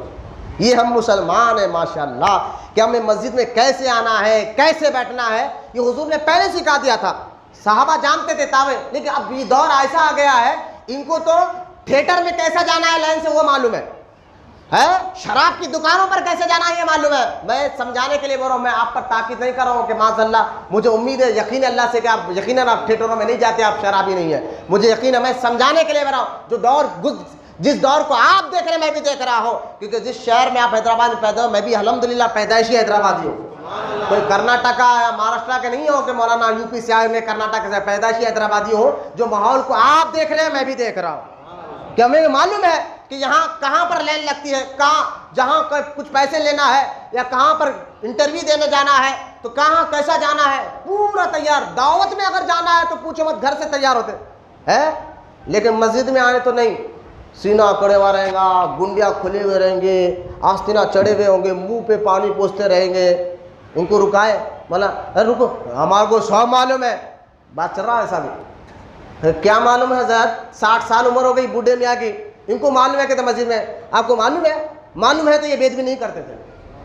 नौजवान तो नौजवान, बूढ़े लोगों ने यहाँ पर रुका कर कहा भैया आस्तीन आप छोड़िए। नहीं नहीं, आपको सब मालूम है, सब मालूम। क्या मालूम है जी? मस्जिद में आने का तरीका नहीं मालूम? शर्म करो अपने आप के, तुम मुसलमान हो, तुम्हें क्या मालूम है? तुम्हें ये नहीं मालूम कि सरकार ने फरमाया मस्जिद में वजू का पानी मत गिराओ? ये हदीस नहीं बयान करना है सरकार ने। फरमाया, पूछा कि हुजूर क्यों? क्योंकि वजू के पानी से तुम्हारे गुनाह धुले जाते हैं, वजू के पानी से तुम्हारे गुनाह धुले जाते हैं, उस पानी को मस्जिद के अंदर मत गिराया करो। ये सरकार ने फरमाया, ये हदीस मुबारक है, इसलिए आपको रुका जाता बाहर। आस्तीन छोड़ो भाई, आप जिम करने नहीं जा रहे, अल्लाह के घर में जा रहे हैं। हाँ, वहाँ जिमों में जाओ अकड़ का सीना बताकर, यहाँ नहीं, यहाँ दिल भी झुकाना होगा, सर भी झुका कर आना होगा। ये दर है अल्लाह का, मस्जिद है अल्लाह का घर का। तो ये मस्जिदों का अदब जितना आप करोगे इंशाअल्लाह घरों में खैर और बरकत आएगी, इंशाअल्लाह आपके कारोबारों में खैर और बरकत आएगी, इंशाअल्लाह आपके रिज़्क़ में अल्लाह ताला खैर और बरकत को दाखिल फरमाएगा। तो मजबूर होना पड़ा हमारे को बाहर बिठाने के लिए कि हम भाई सिखाओ, पकड़ कर सिखाओ, रोक कर सिखाओ, समझाओ मुसलमानों को, समझाओ दीन, समझाओ उनको, शरीयत समझाओ कि आज मुसलमान हो और तुम्हें मस्जिद में आने का तरीका नहीं है तो ताज्जुब हो रहा है कलमा पढ़कर, तुम ताज्जुब करते हो। तुम्हें कहीं मार्केट जाना है तो उसके पूरे रूल्स मालूम है, कहीं कंपनी में काम पर जाना है उसके पूरे रूल्स तुम्हें मालूम है, तुम्हें किसी थिएटर में जाना है उसके पूरे रूल्स तुम्हें मालूम है, और अल्लाह के बारगाह के रूल्स तुम्हें नहीं मालूम, तुम मुसलमान फिर। इसलिए जो है ना मुसलमान आज पस्ती में गुजर रहा है, तो लिहाजा हम मजबूर, ये हमने नियत कर ली भाई अल्लाह की रज़ा के लिए, किसी को ताना देना नहीं है, ना किसी पर इल्म का रुआब दिखाना है, ना किसी को आम बड़े मौलाना ये भी दिखाना नहीं है, सिर्फ हमारी नीयत अल्लाह की रज़ा के लिए। हमने कहा भाई बैठो और लोगों को सिखाओ कि मस्जिद में टोपी पहन कर आओ, मस्जिद में जो है ना बाहर तैयार होकर अंदर आना चाहिए। और हमारा हाल ये है कि आंग में 1000, 1500 या 2000 का जोड़ा है आंग में, लेकिन मस्जिद किराए की पहनने वाले आप बन गए, तो हम मुसलमान हैं।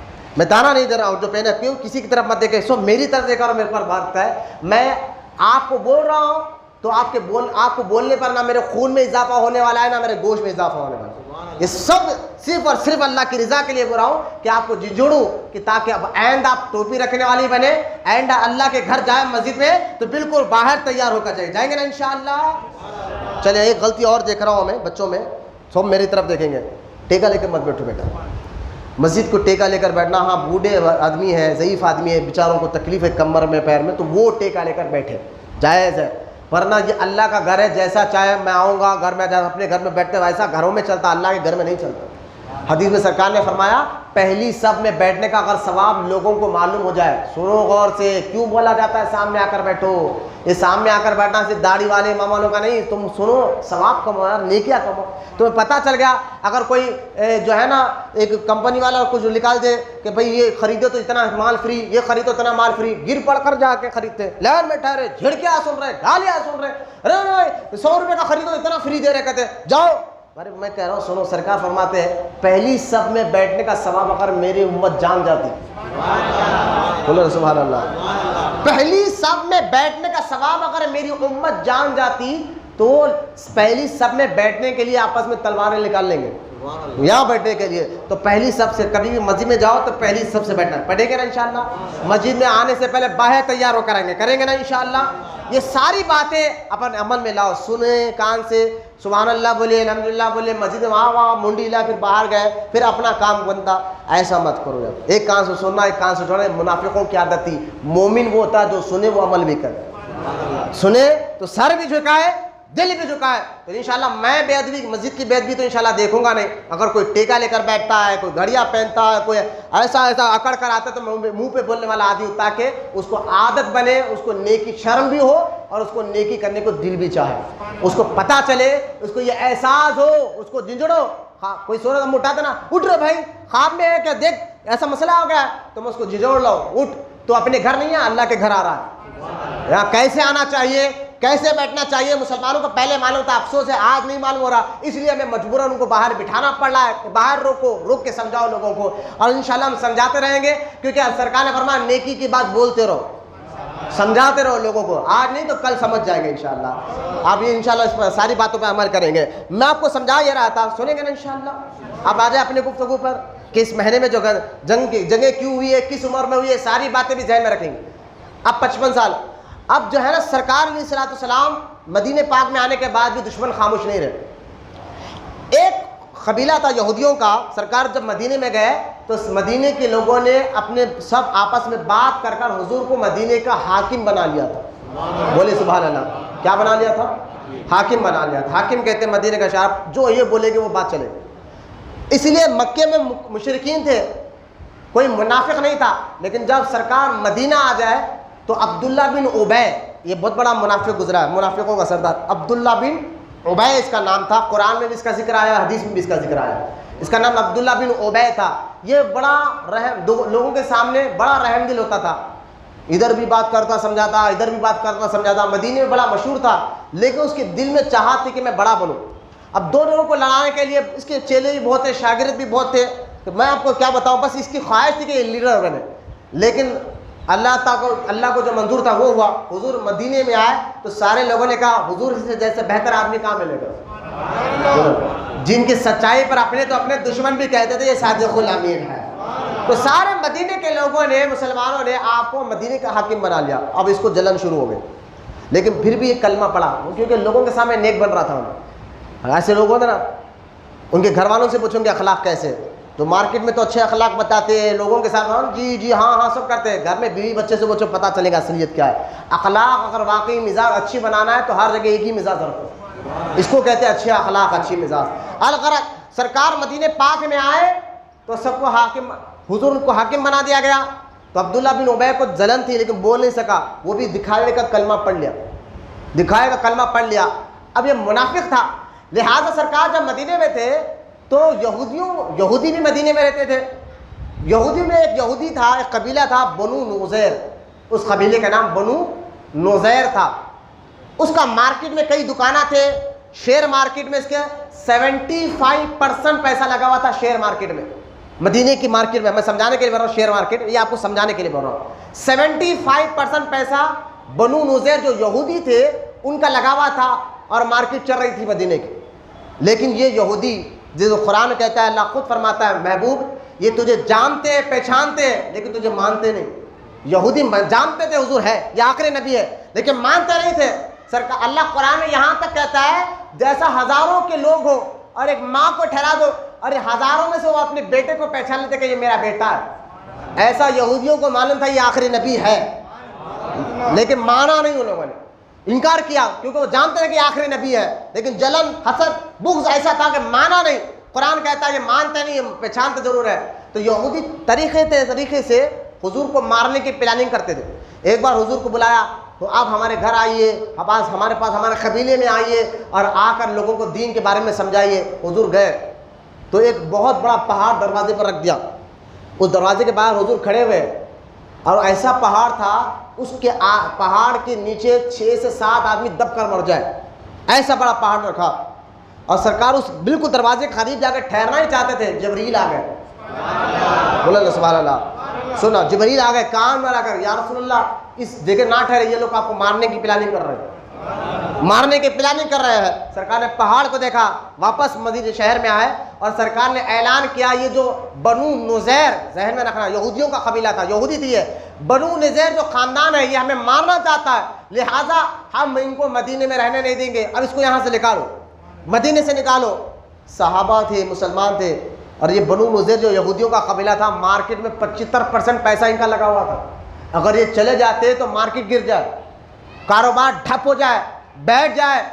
لیکن اس وقت کے مسلمانوں کو کاروبار پہ نظر نہیں تھی، مارکیٹ پہ نظر نہیں تھی، وہ یہ نہیں ڈرے کہ کاروبار نہیں چلے گا تو بیوی بچوں کو کون پالے گا، وہ یہ نہیں ڈرے کہ مارکیٹ ٹھپ ہو جائے تو ہمارا کیا ہوگا، وہ یہ دیکھے کہ یہ اللہ اور اس کے رسول کا دشمن ہے، جو ہوتا ہونے دو۔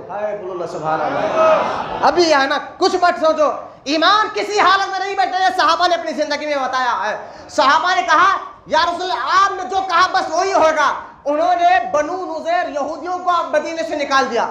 ارے بھائی مارکیٹ گر جائیں گی، گرنے دو۔ ارے بھائی کاروبار ٹھپ ہو جائے گا، ہونے دو۔ بنو نذیر کا 75% پیسہ مدینے کی مارکیٹ میں لگا ہوا ہے. کہا ہونے دو, جو اللہ اس کے رسول کا دشمن ہے وہ ہمارا دوست نہیں ہو سکتا. کاش یہ بات دبئی والوں کو سمجھ میں آ جاتی تو آج وہ اپنے دبئی بلا کر جو ہے نا ابو بلا کے اسرائیل کو کہتے کہ آؤ ہمارے پاس مارکیٹ کھولو, آؤ ہمارے پاس جو ہے. وہ جانتے ہیں اسرائیل کیا کر رہا ہے, ساری دنیا میڈیا کا دور ہے, جانتے ہیں اسرائیل جو فلسطینیوں پر کیسا ظلم کر رہا ہے, بچوں کو شامیوں پر بم باری ہو رہی ہے. لیکن آج 52 پوری دنیا میں 52 ملک ہے مسلمانوں کے, سوائے ترکی کوئی آواز نہیں اٹھا رہا ہے. یہ ہماری معاشیت ہو گئی, یہ ہمارا حال ہو گیا ہے. لیکن میں کہتا ہوں مسلمانوں, حالات کچھ بھی ہو, حالات کو دیکھ کر کبھی وہابی کا ساتھ نہیں دینا, کبھی دشمنوں کا ساتھ نہیں دینا. حالات کچھ بھی ہو, اللہ اس کے رسول کا دامن تھامے رہو, دونوں جہاں میں اللہ تمہیں عزتوں سے نوازے گا. صحابہ نے یہ نہیں دیکھا کہ مارکیٹ کیا ہوگی, گرا ہکالے. بنو نذیر کو بڑی تکلیف ہوئی, بھئی ہمیں ہکال دیا گیا. بنو نذیر گئے اور جا کر جو ہے نا وہ خندق کے علاقے میں گئے, وہاں رہنے لگے اور ان کو بڑی تکلیف ہوئی, ارے ہمیں نکال دیا گیا. آج لوگ کہتے ہیں یہودیوں کو سرکار نے نکالا تھا, نکالنے کی وجہ بھی بتاؤ, کیوں نکالا تھا؟ بھائی اگر جس ملک کا بادشاہ ہو, اس بادشاہوں کو مارنے کی پلاننگ ہو تو کیا بادشاہ رکھے گا؟ اس کو تو یہ کہے گا ہم تمہیں ٹیکس دے کر تمہیں رکھو, جیسے کہ ہم الحمدللہ انڈین ہیں, ہندوستانی, ہمارے ملک سے محبت ہے, تو ہم تھوڑے اپنے ملک سے غداری کریں گے؟ ہمیں سرکار نے فرمایا جس ملک میں رہتے ہو اس سے محبت کرو. ہم محبت کرتے ہیں, عزت کرتے ہیں, ہم اپنے ملک سے کبھی غداری نہیں کر سکتے. لیکن مجھے بتائے, ملک کے جو بادشاہ کے خلاف ہی غدار نکلے ہو تو بادشاہ رہنے دے گا؟ یہ تو سیاست بتا رہی ہے, عقل بھی بتا رہی ہے. ورنہ آپ دیکھیں, آپ کا دشمن ہو اور جان دو دشمن ہے, پھر بھی میں ملوں گا تو آپ کہیں گے کتنا بیوقوف آدمی ہے, دشمن سے مل رہا, جانتا ہے کہ تجھے مارنا چاہتا. تو حضور صلی اللہ تعالیٰ علیہ وسلم کے دور میں بنو نذیر مدینہ پاک میں حضور کو مارنے کی پلاننگ ہی کر رہا تھا. لہٰذا اب سرکار نے فرمایا ہم ان کو رہنے نہیں دیں گے. یہ لوگ نکل گئے, بنو نذیر یہودی نکل گئے اور نکل کر مدینے سے. اب لوگ کہتے ہیں دیکھو یہودیوں کو حضور نے نکال دیا تھا. ابے نکالا کیوں تھا, وجہ بھی بتا. آج یہودیاں اتنے پلاننگ کر رہے ہیں, اسکول اور کالج میں بتاتے ہیں یہ بات کہ حضور نے ناحق کے مدینے سے یہودیوں کو نکال دیا تھا. نا, میرے آقا رحمت اللہ العالمین ہے, وہ رحمت بن کر آیا ہے سب کے لیے, زحمت بن کر نہیں آیا ہے. وجہ یہ تھی کہ یہ پلاننگ کر رہے تھے مارنے کی, تو سرکار نے اللہ کا حکم نکال دیا. اب یہ یہودی گئے مکہ میں, کہاں گئے؟ اب یہاں ڈولا پن دیکھے, پلپلے سنی کس کو کہتے ہیں میں یہ واقعہ بتاتا ہوں. آج نا وہابیوں سے زیادہ پلپلوں سے میں بہت پریشانی ہو گئی. پلپلے جانتے ہیں آپ کس کو کہتے ہیں؟ جو وہابی, ہم کسی کو برا نہیں بولتے, وہابی نہیں, کسی کو برا مت بولو. کس علاقے میں بوڑھے لوگ بھی مل جائیں گے, علاقے کے لیڈر بھی آپ کو مل جائیں گے, روڈیا پہلوانا بھی مل جائے گا, ارے کسی کو کچھ مت بولو بھائی. میں نے کہا بھائی تو نہ بول, جو نبی کا نہیں وہ ہمارا نہیں ہو سکتا. کیونکہ یہ چہرہ مرنے کے بعد میرے قبر میں تو نہیں آ, تیری سڑے ہوئے چہرہ لے کر تو نہیں آتا. یہ قبر میں جانے کے بعد حضور آنے والے ہیں, میرے آقا کو یہ چہرہ دکھانا. موت تو حق ہے نا, کہیں بھی ہو, کہیں بھی ہو. اور کسی نے کیا کو کہا, 100 سال کی گدڑ کی زندگی سے بہتر ایک دن کی شیر کی زندگی جیو. موت جب حق ہے تو حق بول کر جیو. کیوں روڈیو پہلوانوں کی باتوں میں آ کر ہم کسی کو برا نہیں بولتے. میں نے کہا یہ وہابیوں سے زیادہ خطرناک, یہ تھالی کے بیگن ہے, جدھر جھول زیادہ دکھا ہوا گر جاتے, ادھر بھی ادھر بھی, ادھر بھی ادھر بھی. تو یہ پلپلے جو لوگ ہوتے ہیں نا, جو ادھر بھی کسی کو برا نہیں بولتے, ادھر بھی صحیح ادھر بھی صحیح, یہ لوگ وہابیوں سے زیادہ خطرناک ہوتے. اور یہ عادت ان کے پاس آئی کہاں سے؟ یہ یہودیوں کے پاس سے آئی. اب سنیے آپ, یہودی مکہ گئے, جا کر کہنے لگے چلو ہم تمہارے ساتھ ہیں, ان سے لڑیں گے.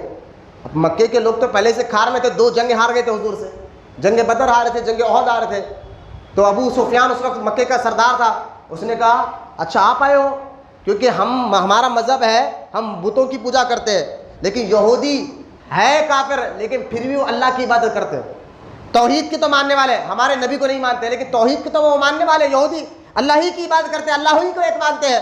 لیکن یہاں سے پتہ چلا صرف اللہ کو ایک بولو, اللہ کی توحید مانو, اور نبی کو نہیں مانو گے تو کافر ہوگے. ایمان تبھی آپ کے دل میں آئے گا جب نبی کی اطاعت کرتے ہوئے اللہ کو ایک مانو گے. مرنا یہودی بھی تو اللہ کو ایک مانتے ہیں, لیکن ان کو کوئی کافر کو تھوڑا ہی بولا جاتا ہے, ان کو کوئی مسلمان تھوڑا ہی بولا جاتا ہے. یہودیوں نے جب جا کر ابو سفیان سے کہا چلو ہم دونوں مل کر جنگ کریں گے, یہ جنگ خندق کا سبب بتا رہا ہوں میں آپ کو. اب آجا مین موضوع پر, وقت ختم ہو رہا ہے, بہت تیزی سے لے جا رہا ہوں.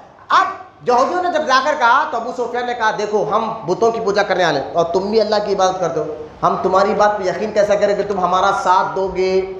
تو یہودی کہنے لگے بتاؤ تمہیں یقین آئے اس کے لیے ہم کیا کریں؟ جیسا پلپلے لوگ کرتے نا ہم تمہارے ساتھ ہیں بھائی، تو یہودی کہہ رہے ہم تمہارے ساتھ ہیں، تمہارا یقین دلانے کے لیے کیا کریں؟ تو وہ کہنے کہ چلو کعبے کا غلاف پکڑ کر قسم کھاؤ۔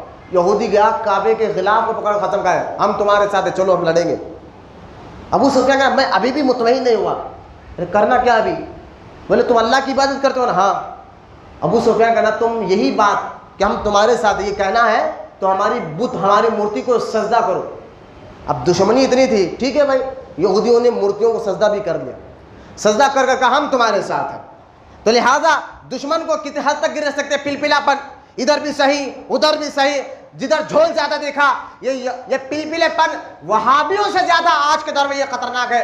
بچوں میں آپ کو ایک ایک بات کھل کر اتنا بتا رہا ہوں، سمجھانے کی کوشش کر رہا ہوں تاکہ آپ کو سمجھا دے یہ سنی وہابی کوئی لڑائی یا جھگڑے کی بات نہیں ہے، یہ محبت رسول اور ادب رسول کی بات ہے۔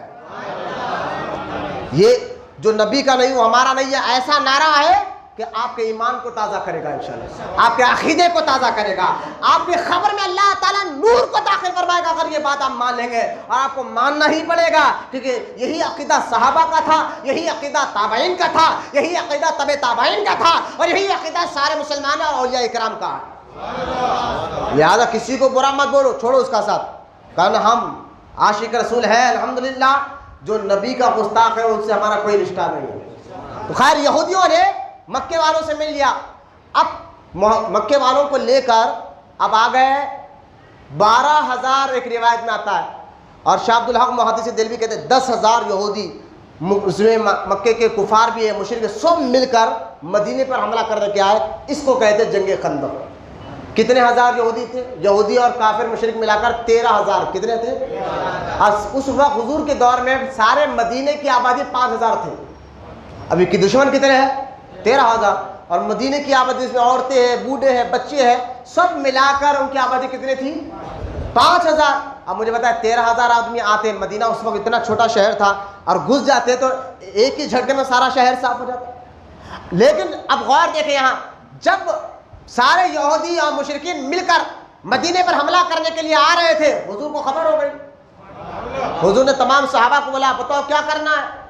تو حضرت سلمان فارسی رضی اللہ تعالیٰ نے کہا کہ یا رسول اللہ جب دشمن آ رہے ہیں ہمیں، اب ہم ان کا باہر نکل کر مقابلہ نہیں کریں، ہم اپنے گھر میں رہ کر مقابلہ کریں گے۔ اس کے لیے ہم یہ کام یہ کریں گے آقا کہ ہم مدینے کے، کیونکہ ایک حصہ گھر تھے، دوسرا حصہ اس طرح تنگ حصہ تھا جہاں سے دشمن گھس نہیں سکتا تھا، تیسرا حصہ کھلا تھا جہاں سے دشمن گھس سکتا تھا، کہا جو حصہ کھلا حصہ ہے وہاں پر خندق کر دیں گے۔ خندق کہتے گڑھا کھودنے کو، خندق کیا کہتے ہیں؟ کھودنا، گڑھا کھود دیں گے، خندق کھود دیں گے اور دشمن کو آنے نہیں دیں گے ہم مدینے۔ تو سرکار نے اس مشورے کو پسند فرمایا، بولے نا سبحان اللہ۔ یہ بزرگان دین، یہ صحابہ کی بھی عادت تھی کہ اچھے لوگوں سے مشورہ لینا، یہ اللہ اس کے رسول کی سنت ہے۔ سرکار نے اس مشورے کو قبول فرمایا، عورتوں کو، بوڑھوں کو، چھوٹے بچوں کو ایک مدینے کے قلعے میں بند کر دیا کہ تم لوگ یہاں رہو، اور سرکار نے فرمایا اب وہ آ رہے ہیں، دشمن آ رہے ہیں، 13,000 کا لشکر آ رہا ہے، اور صحابہ 3,000 ہیں۔ کتنے ہیں؟ 3,000 صحابہ ہیں۔ جنگ خندق اسی مہینے 5 ہجری ذی القعدہ کا مہینہ تھا، یہی مہینہ تھا، اسی مہینے میں جنگ ہوئی تھی۔ 3,000 کا مجمع۔ اب غور کرے، صحابہ کو حضور نے فرمایا ایک کام کرو، 10 آدمی مل کر 40 گز زمین اتنا گڑھا کھودو، 40 گز کا اتنا حصہ لے لو، 10 آدمی، اور اس کے حصے میں 40 گز کی زمین دے دی گئی کہ تمہیں کھودنا ہے، خندق بنانا ہے۔ 10 آدمی مل کر، اور اس وقت کے پہاڑ اتنے خطرناک چٹان، وقت بھی ختم، بالکل قریب ہے، دشمن کبھی بھی آ سکتے ہیں، لیکن یہ 3,000 صحابہ نے صرف 15 دن یا 20 دن کے اندر اتنی بڑی خندق جو کھود کر بتائی ہے۔ ارے انسان تو انسان ہے، میں کہتا ہوں کافر اور مشرک بھی پریشان تھے، اور اس وقت جو احد کا پہاڑ، جو پتھر تھا نا پہاڑ، اس کو احد کا پہاڑ، وہ بھی حیران تھا ہوگا یار اتنے کم وقت میں ان کو ایسی کیا طاقت آ گئی تھی، صرف 15 دن کے اندر اتنے مضبوط پہاڑوں کو کھود کر خندق تیار کر دیا گیا۔ جو لوگ حج کے لیے گئے، عمرے کے لیے گئے، وہ دیکھتے ہوں گے آج مدینہ مکہ کے پہاڑ، آپ دیکھو، آپ مدینے میں جا کر آپ کو پسینہ نکلنا اب اس وقت پہاڑوں کو دیکھ کر، اتنے مضبوط پہاڑ، یہاں پر تو ہم وہ مشین ہے وہ چھوٹا بم لگا کر بم پھاڑ، وہاں کے پہاڑ تو اتنے مضبوط ہے جو ہے نا بم لگانے پر بھی نہیں پڑتے، لیکن اتنے خطرناک پہاڑوں کو صحابہ کرام نے 10 دن یا 15 دن کے اندر خندق تیار کی، اور حالات بھی ایسے کہ کئی دن تک بھوک، بولو سبحان اللہ، کھانے کو نہیں تھا، بھوکے تھے، کھانے کو نہیں تھا۔ اب ایسے حالات میں ایک طرف بھوک، ایک طرف پیاس، پھر دشمن بالکل قریب آ گیا ہے، ان کے آنے سے پہلے گڑھا کھودنا ہے۔ اب سوچیں آپ حالات کیسے ہیں۔ ہمارے آپ کے جیسے مسلمان رہتے ہیں، ارے ان کا ساتھ دیے تو ایسا ہو گیا، لہذا دشمنوں کے ساتھ ہو جاؤ۔ عقل کہہ رہی ہے تم جیت ہی نہیں سکتے، تم 3000 ہو، 12-13,000 ہے، تمہارے پاس ہتھیار کم ہے، تمہارے پاس سب چیز کم ہے، عقل تو کہہ رہی ہے تم جیت نہیں سکتے۔ صحابہ کا عشق کہتا ہم جیتیں گے۔ ہاں عقل پر نہیں، اللہ رسول پر یقین رکھنا ہوگا، اللہ پر رسول پر توکل رکھو۔ اس لیے قرآن میں اللہ فرماتا ہے ایمان والو اگر تم ہی کامیاب ہوگے، غم نہ کرو، سستی نہ کرو، تم ہی کامیاب ہوگے، لہذا اگر یقین رکھتے ہو تو تم ایمان والے رہو، اور ایمان والے رہ کر مرو، تم ہی کامیاب ہوگے۔ آپ کہیں گے یار فلاں پارٹی آ رہی ہے، پوری دنیا میں اس کا حالات چل رہا ہے، میں نے کہا حالات کو مت دیکھو، اللہ اس کے رسول پر دیکھو، قرآن حدیث پر دیکھ کر اپنا ایمان اور عقیدے کو مضبوط کرو۔ صحابہ کرام نے یہی بات سمجھائی ہے۔ آج کے دور میں مسلمانوں کو یہ بات تو پڑھنا چاہیے، سمجھنا چاہیے، حالات کو دیکھ کر گھبرانا نہیں ہے کہ فلاں لیڈر آ رہا ہے، فلاں پہلوان آ رہا ہے اور حکومت ان کی ہو جائے گی، حکومت کسی کی بھی ہو، اگر سچے مسلمان آپ بنو گے نا، سچے مومن بن کر زندگی گزارو گے نا، اللہ اس کے رسول کے بتائے طریقے پر اپنی زندگی گزارو، حالات کچھ بھی ہو، اللہ فرماتا میں وعدہ کرتا ہوں کامیاب تم ہی ہوگے، حالات کچھ بھی ہو کامیاب تم ہوگے۔ صحابہ اکرام دیکھے حالات کیا کریں، لیکن یقین تھا، کھود رہے، آخر کار دشمن آئے، 13,000 کا کھود رہے۔ سرکار نے فرمایا ایک صحابی کو بلا کر، معاذ بن جبل کو بلا کر فرمایا اے معاذ، اب دیکھیں امتحان تھا، معاذ دشمن تو اتنے ہیں، کیا ہم ان سے بات کر لیں؟ کیونکہ ایک نہیں 4-5 یہودی مشرک سب مل کر حملہ کرنے آ رہے ہیں، تو ہم ایک گروپ سے بات کر لیں۔ بات کر کر صحابہ سے اللہ کے رسول پوچھے بات کروں میں کہ بھائی تم کچھ دن کے لیے، 1 مہینے کے لیے، 2 مہینے کے لیے مدینے میں جتنے کھیتی باڑی ہوگی تم لے لو، یعنی چاول جو نکلتا مدینے میں کھیتوں میں جو نکلتا سب لے لو، لیکن مشرکین کا ساتھ چھوڑ دو، کیا ایسا کر لوں؟ کیونکہ حالات ایسے ہیں کہ ہم لڑ نہیں سکیں گے، سمجھا؟ سرکار امتحان لے رہے۔ تو معاذ بن جبل کھڑے ہوئے کہ یا رسول اللہ صلی اللہ علیہ وسلم، کیا کہا سرکار نے؟ میں اس بات پر ان سے صلح کر لوں دشمنوں سے کہ 2 مہینے تک پورا راشن تم لے لیتے رہو مدینے میں، لیکن مشرکوں کا چھات چھوڑ دو۔ تو معاذ بن جبل کھڑے ہوئے کہا یا رسول اللہ، ادب دیکھیں آپ، ادب دیکھیں صحابی کا، یا رسول اللہ اگر یہ اللہ کا حکم ہے، اللہ کی طرف سے وہی آئی تو آپ کریے، ہم نہیں بولیں گے، لیکن آقا اگر آپ ہمیں امتحان دینا چاہتے ہیں، آپ یہ سمجھ رہے کہ ہم ڈر جائیں گے ان سے، جب ہم مسلمان نہیں ہوئے تھے تب ان کو ہم ہمارے کھیت سے ایک دانہ لے جانے نہیں دیتے تھے یہودیوں کو، اب تو ہم مسلمان ہیں اور اللہ رسول پر ایمان لائے ہیں، اب ہم حالات کو نہیں دیکھیں گے، اللہ رسول پر یقین ہمیں بولو اللہ سبحان اللہ۔ سرکار خوش ہوئے، فرما میں یہی چاہتا تھا، میں دیکھنا چاہتا کہ حالات کو دیکھ کر تم ڈر نہ جاؤ۔ اب یقین اللہ پر ایسا، رسول پر ایسا، اب کھودنا جاری ہے۔ آخر کار سرکار کے پاس ایک صحابی آئے، کہنے حضور بھوک بہت لگ رہی ہے، کیا کرے؟ تو سرکار انہوں نے وہ بھوک کی وجہ سے پیٹ پر پتھر باندھ دیا تھا وہ صحابی نے۔ حضور پیٹ پر میں نے پتھر اس لیے باندھا ہے، سینٹ کہتی ہے، حکیم کہتے ہیں اگر معدے میں کی گرمی کو ختم کرنا ہے تو پتھر باندھو تو ایک قوت آتی ہے، طاقت، پیٹ میں ایک قسم کی طاقت آتی ہے، قوت آتی ہے، تو لہٰذا پیٹ کے اگر بھوک کو مٹانا ہے، آپ کبھی پتھر بن کر دیکھیے، آپ پیٹ پر بھوک زیادہ لگ رہی ہو، پیٹ پر پتھر بن کر رکھے، طاقت آ جائے گی۔ اس صحابی نے پیٹ پر ایک پتھر باندھا ہوا تھا، فرمایا حضور بھوک زیادہ لگ رہی ہے، کیا کرو؟ تو سرکار نے اپنا کرتا مبارک اٹھایا تو حضور کے پیٹ پر 2 پتھرے باندھے ہوئے۔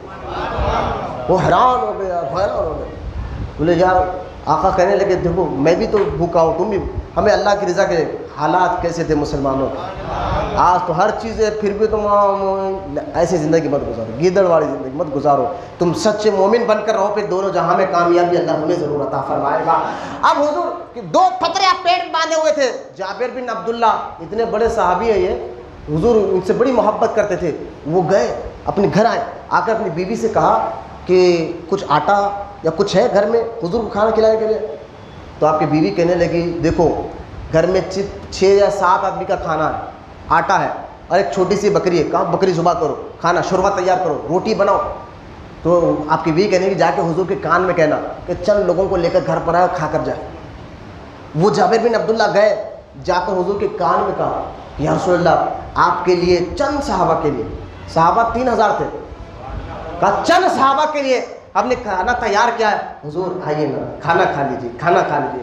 سرکار نے دیکھا جابر بن عبداللہ کے چہرے کو اور اعلان کیا, خندق کھود رہے صحابہ 3000 صحابہ, اعلان کیا لوگوں آؤ جابر کے گھر میں دعوت ہے.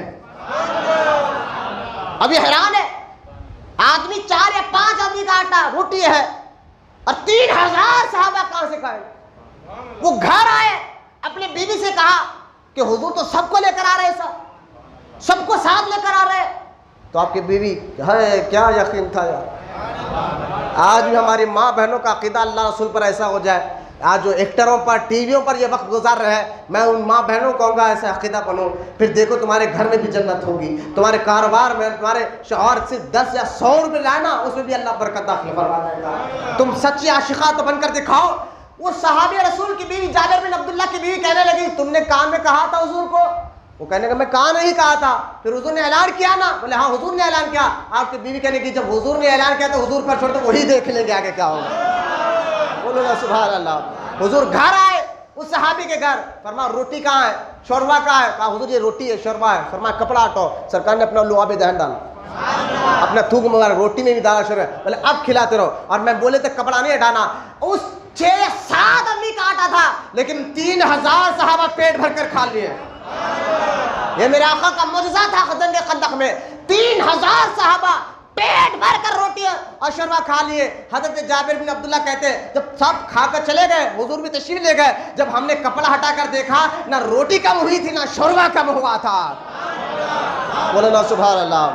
اگر آپ یقین اللہ رسول پر ہو تو سرکار پھر ایسا کر کر بھی بتائیں گے. حالات کچھ بھی ہو سرکار ایسا کر کر بھی بتائیں گے. پھر چند دن گزرے, پھر بھوک کے مارے ایک بچی, چھوٹی بچی جو نا اپنے والد کے لیے کھجور لے کر آئی تھی. وہ کھجور لے کر جا رہی. حضور نے بلا کر کیا لے جا رہی بیٹی. فرمایا آقا میرے ماں نے اپنے شوہر کے لیے میرے باپ کے لیے کچھ کھجوریں بھیجے دینے کے لیے. سرکار نے فرمایا ان کھجوروں کو میرے کپڑے میں ڈال. کپڑے میں ڈالا. چند 4 یا 5 کھجورے تھے, وہ کھجوروں کپڑے میں ڈالا. سرکار نے پورے صحابہ کا آؤ کھانا شروع کرو. بولو نا سبحان اللہ. یہ میرے آقا کے کپڑے اور ہاتھ کی برکت دیکھے. 3000 صحابہ نے ان کھجوروں کو کھایا اور جب کپڑا ہٹا کر دیکھا تو کھجور جیسے کہ وسیع موجود تھے. میں نے کہا نا پھر اللہ رسول پر تم یقین سچا رکھو, حالات کچھ بھی ہو کرم اللہ رسول ایسا کر کر بتائیں گے. اب یہ واقعہ گزرے. سرکار فرماتے اس وقت جو ہے نا جب جنگ خندق میں پہاڑے کھودے جا رہے تھے, حضور کے پاس حضور خود اپنے ہاتھ مبارک سے مٹی اٹھا کر ڈال رہے تھے. بولو سبحان اللہ. صحابہ کے ساتھ حضور خود مٹی اٹھا رہے تھے اور سر سے اٹھا کر لے آ کے پھینک رہے تھے. صحابہ کے حضور آپ بیٹھے رہے. فرمایا نہیں جس ثواب میں بھی کام لینا چاہتا ہوں. یہ تربیت تھی ہمارے لیے. اور غرض اب کچھ صحابہ آئے حضور کی بارگاہ میں, وقت ختم سے 5 منٹ دے دیجیے اور میں آخری بات ختم کر رہا ہوں. حضور کی بارگاہ میں آ گئے. حضور ہم ایک جگہ کھود رہے تھے, بہت بڑی چٹان نکل گئی, بڑی طاقت سے مارا, نکل نہیں رہی, پھٹ نہیں رہی ہے. حضور کیا کرے. سرکار فرماتے چلو میں چلتا ہوں. حضور تشریف لے کر گئے. اس چٹان کو دیکھا. سرکار نے اپنے نور ہے میرے آقا نے سبل ہاتھ میں لیا, یوں سمجھے سب جو بھی اوزار تھا اس دور میں ہاتھ میں لیا. اور جیسا اس سائڈ میں, اب بڑے گنیٹ کو مارنا تو پہلے دونوں سائڈ ٹوکل کیا جاتا ہے, بعد میں بیچ میں نا, پہلے سائڈ میں مارا سرکار نے. جیسا ہی مارنا تھا ایک روشنی نکلی, پہاڑ نکلا اس کے اندر سے کیا نکلی, روشنی نکلی. پھر سرکار نے دوسری طرف مارا, وہاں سے ایک روشنی نکلی. سرکار دونوں روشنیوں کو دیکھے سبحان اللہ کہہ رہے ہیں. اب پھر سرکار نے بیچ میں مارا, پتھر پھٹا, ایک اور روشنی نکلی. سرکار نے فرمایا سبحان اللہ. صحابہ نے پوچھا یا رسول اللہ علیہ الصلوۃ والسلام یہ کیا سبحان اللہ کہہ رہے ہیں, یہ روشنی کیوں نکل رہی ہے. آقا نے فرمایا اللہ تعالیٰ نے اس تینوں روشنیوں کے ذریعے مجھے کچھ بشارتیں دے دی ہے. بولو نا سبحان اللہ.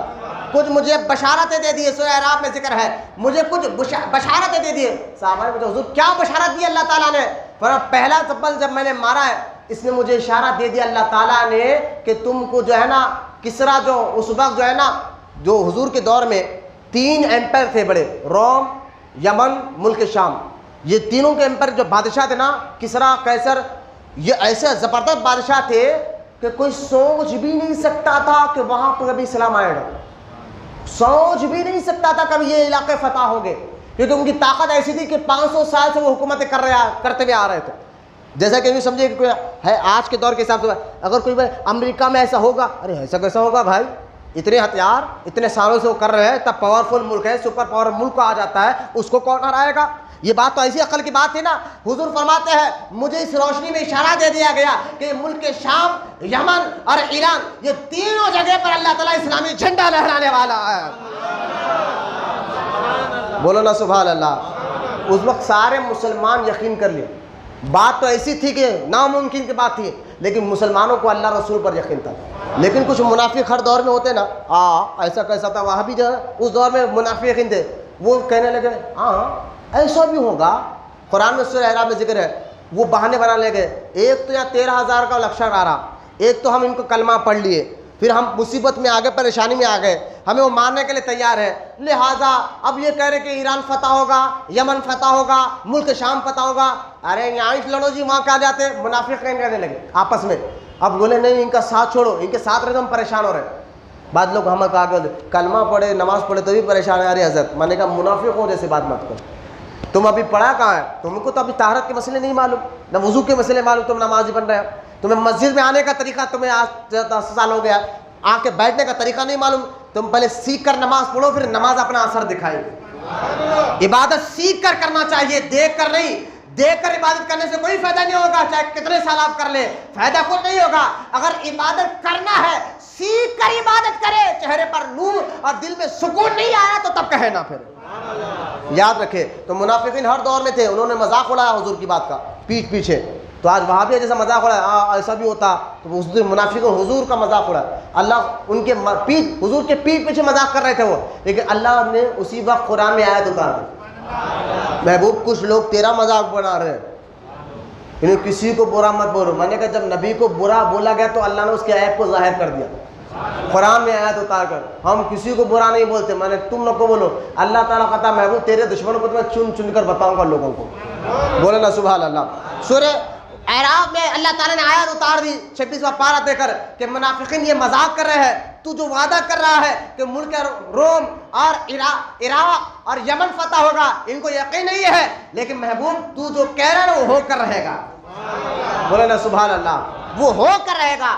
اب غور کرے، اب یہاں پر جو ہے نا خندق تیار ہو گئی. منافقین کو بھی اسی جنگ میں منافقین ظاہر ہو گئے. منافقوں کو اللہ نے فرمایا محبوب ان کو اللہ کرو اپنے پاس سے.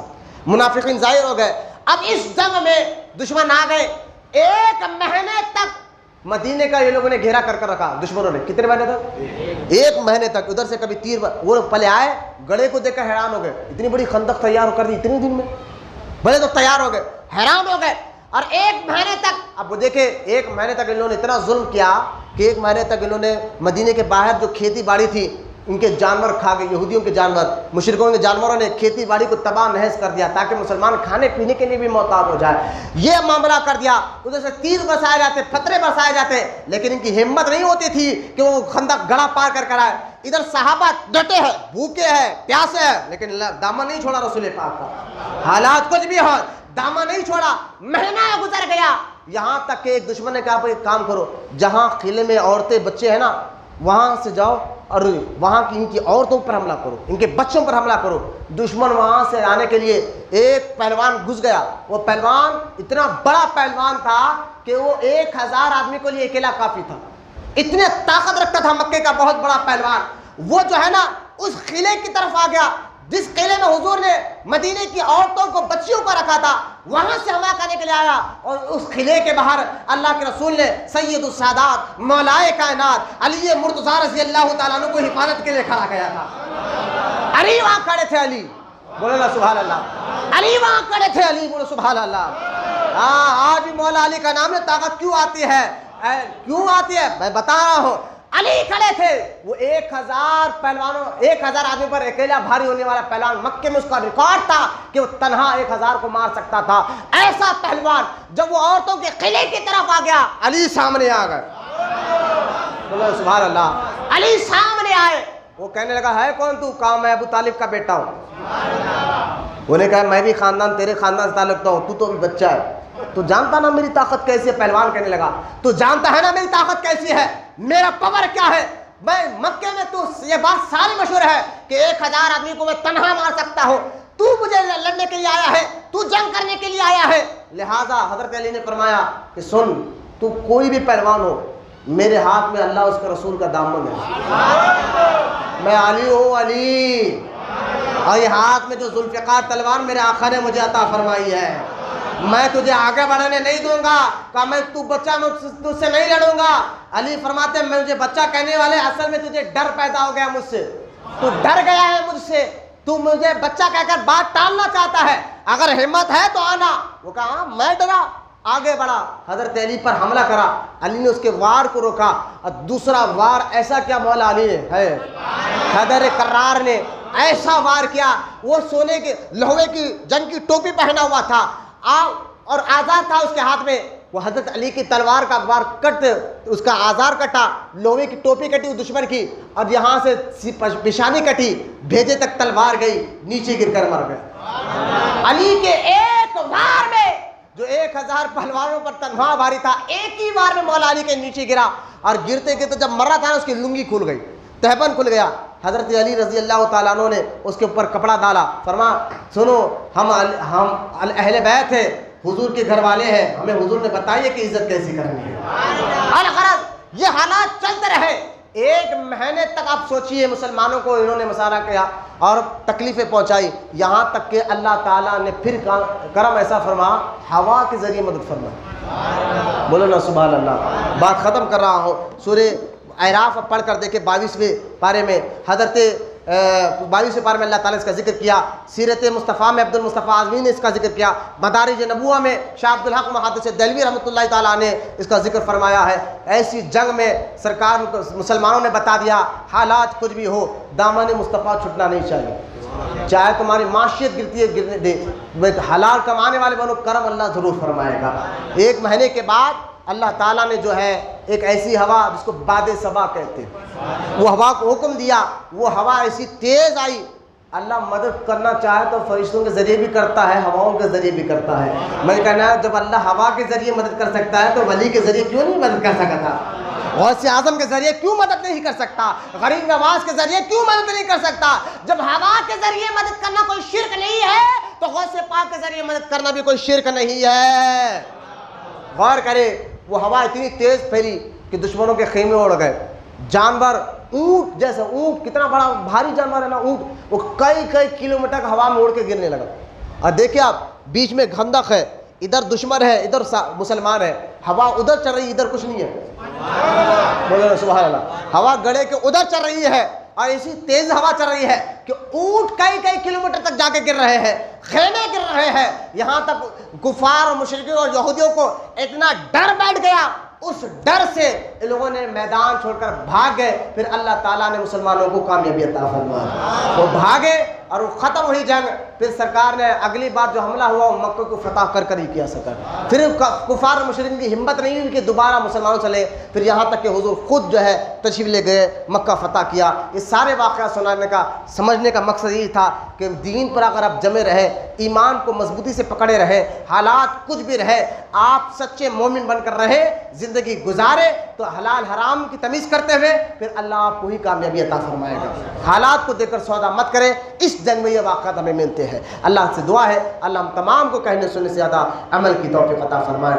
اے پاک پروردگار، جتنی دیر سے بوڑھے بچے نوجوان یہاں بیٹھے مولا، ان کے ایمان اور عقیدے کی حفاظت فرما، ان سب کی بخشش فرما، ان کے والدین کی بخشش فرما، ان کے مرحومین کی بخشش فرما، ان کے گھروں میں نور سرور کو داخل فرما، ان کے گھروں کی نحوست کو ختم فرما یا رب العالمین۔ ہمیں سچا عاشق رسول بنا اور قیامت تک ہماری نسلوں میں عاشق رسولوں کو پیدا فرما۔ ہر سنی مسلمان کو بدعقیدہ تحریکوں اور وہابیوں سے ان کے ایمان اور عقیدے کی حفاظت فرما۔ ہم سب کی دعاؤں کو سرکار مدینہ صلی اللہ تعالیٰ علیہ وسلم کے صدقے میں اور سرکار غوث پاک رضی اللہ تعالیٰ عنہ کے صدقۃ الفعل میں ہم سب کی دعاؤں کو قبول اور مقبول فرما۔ وما علینا الا البلاغ والحمد للہ رب العالمین۔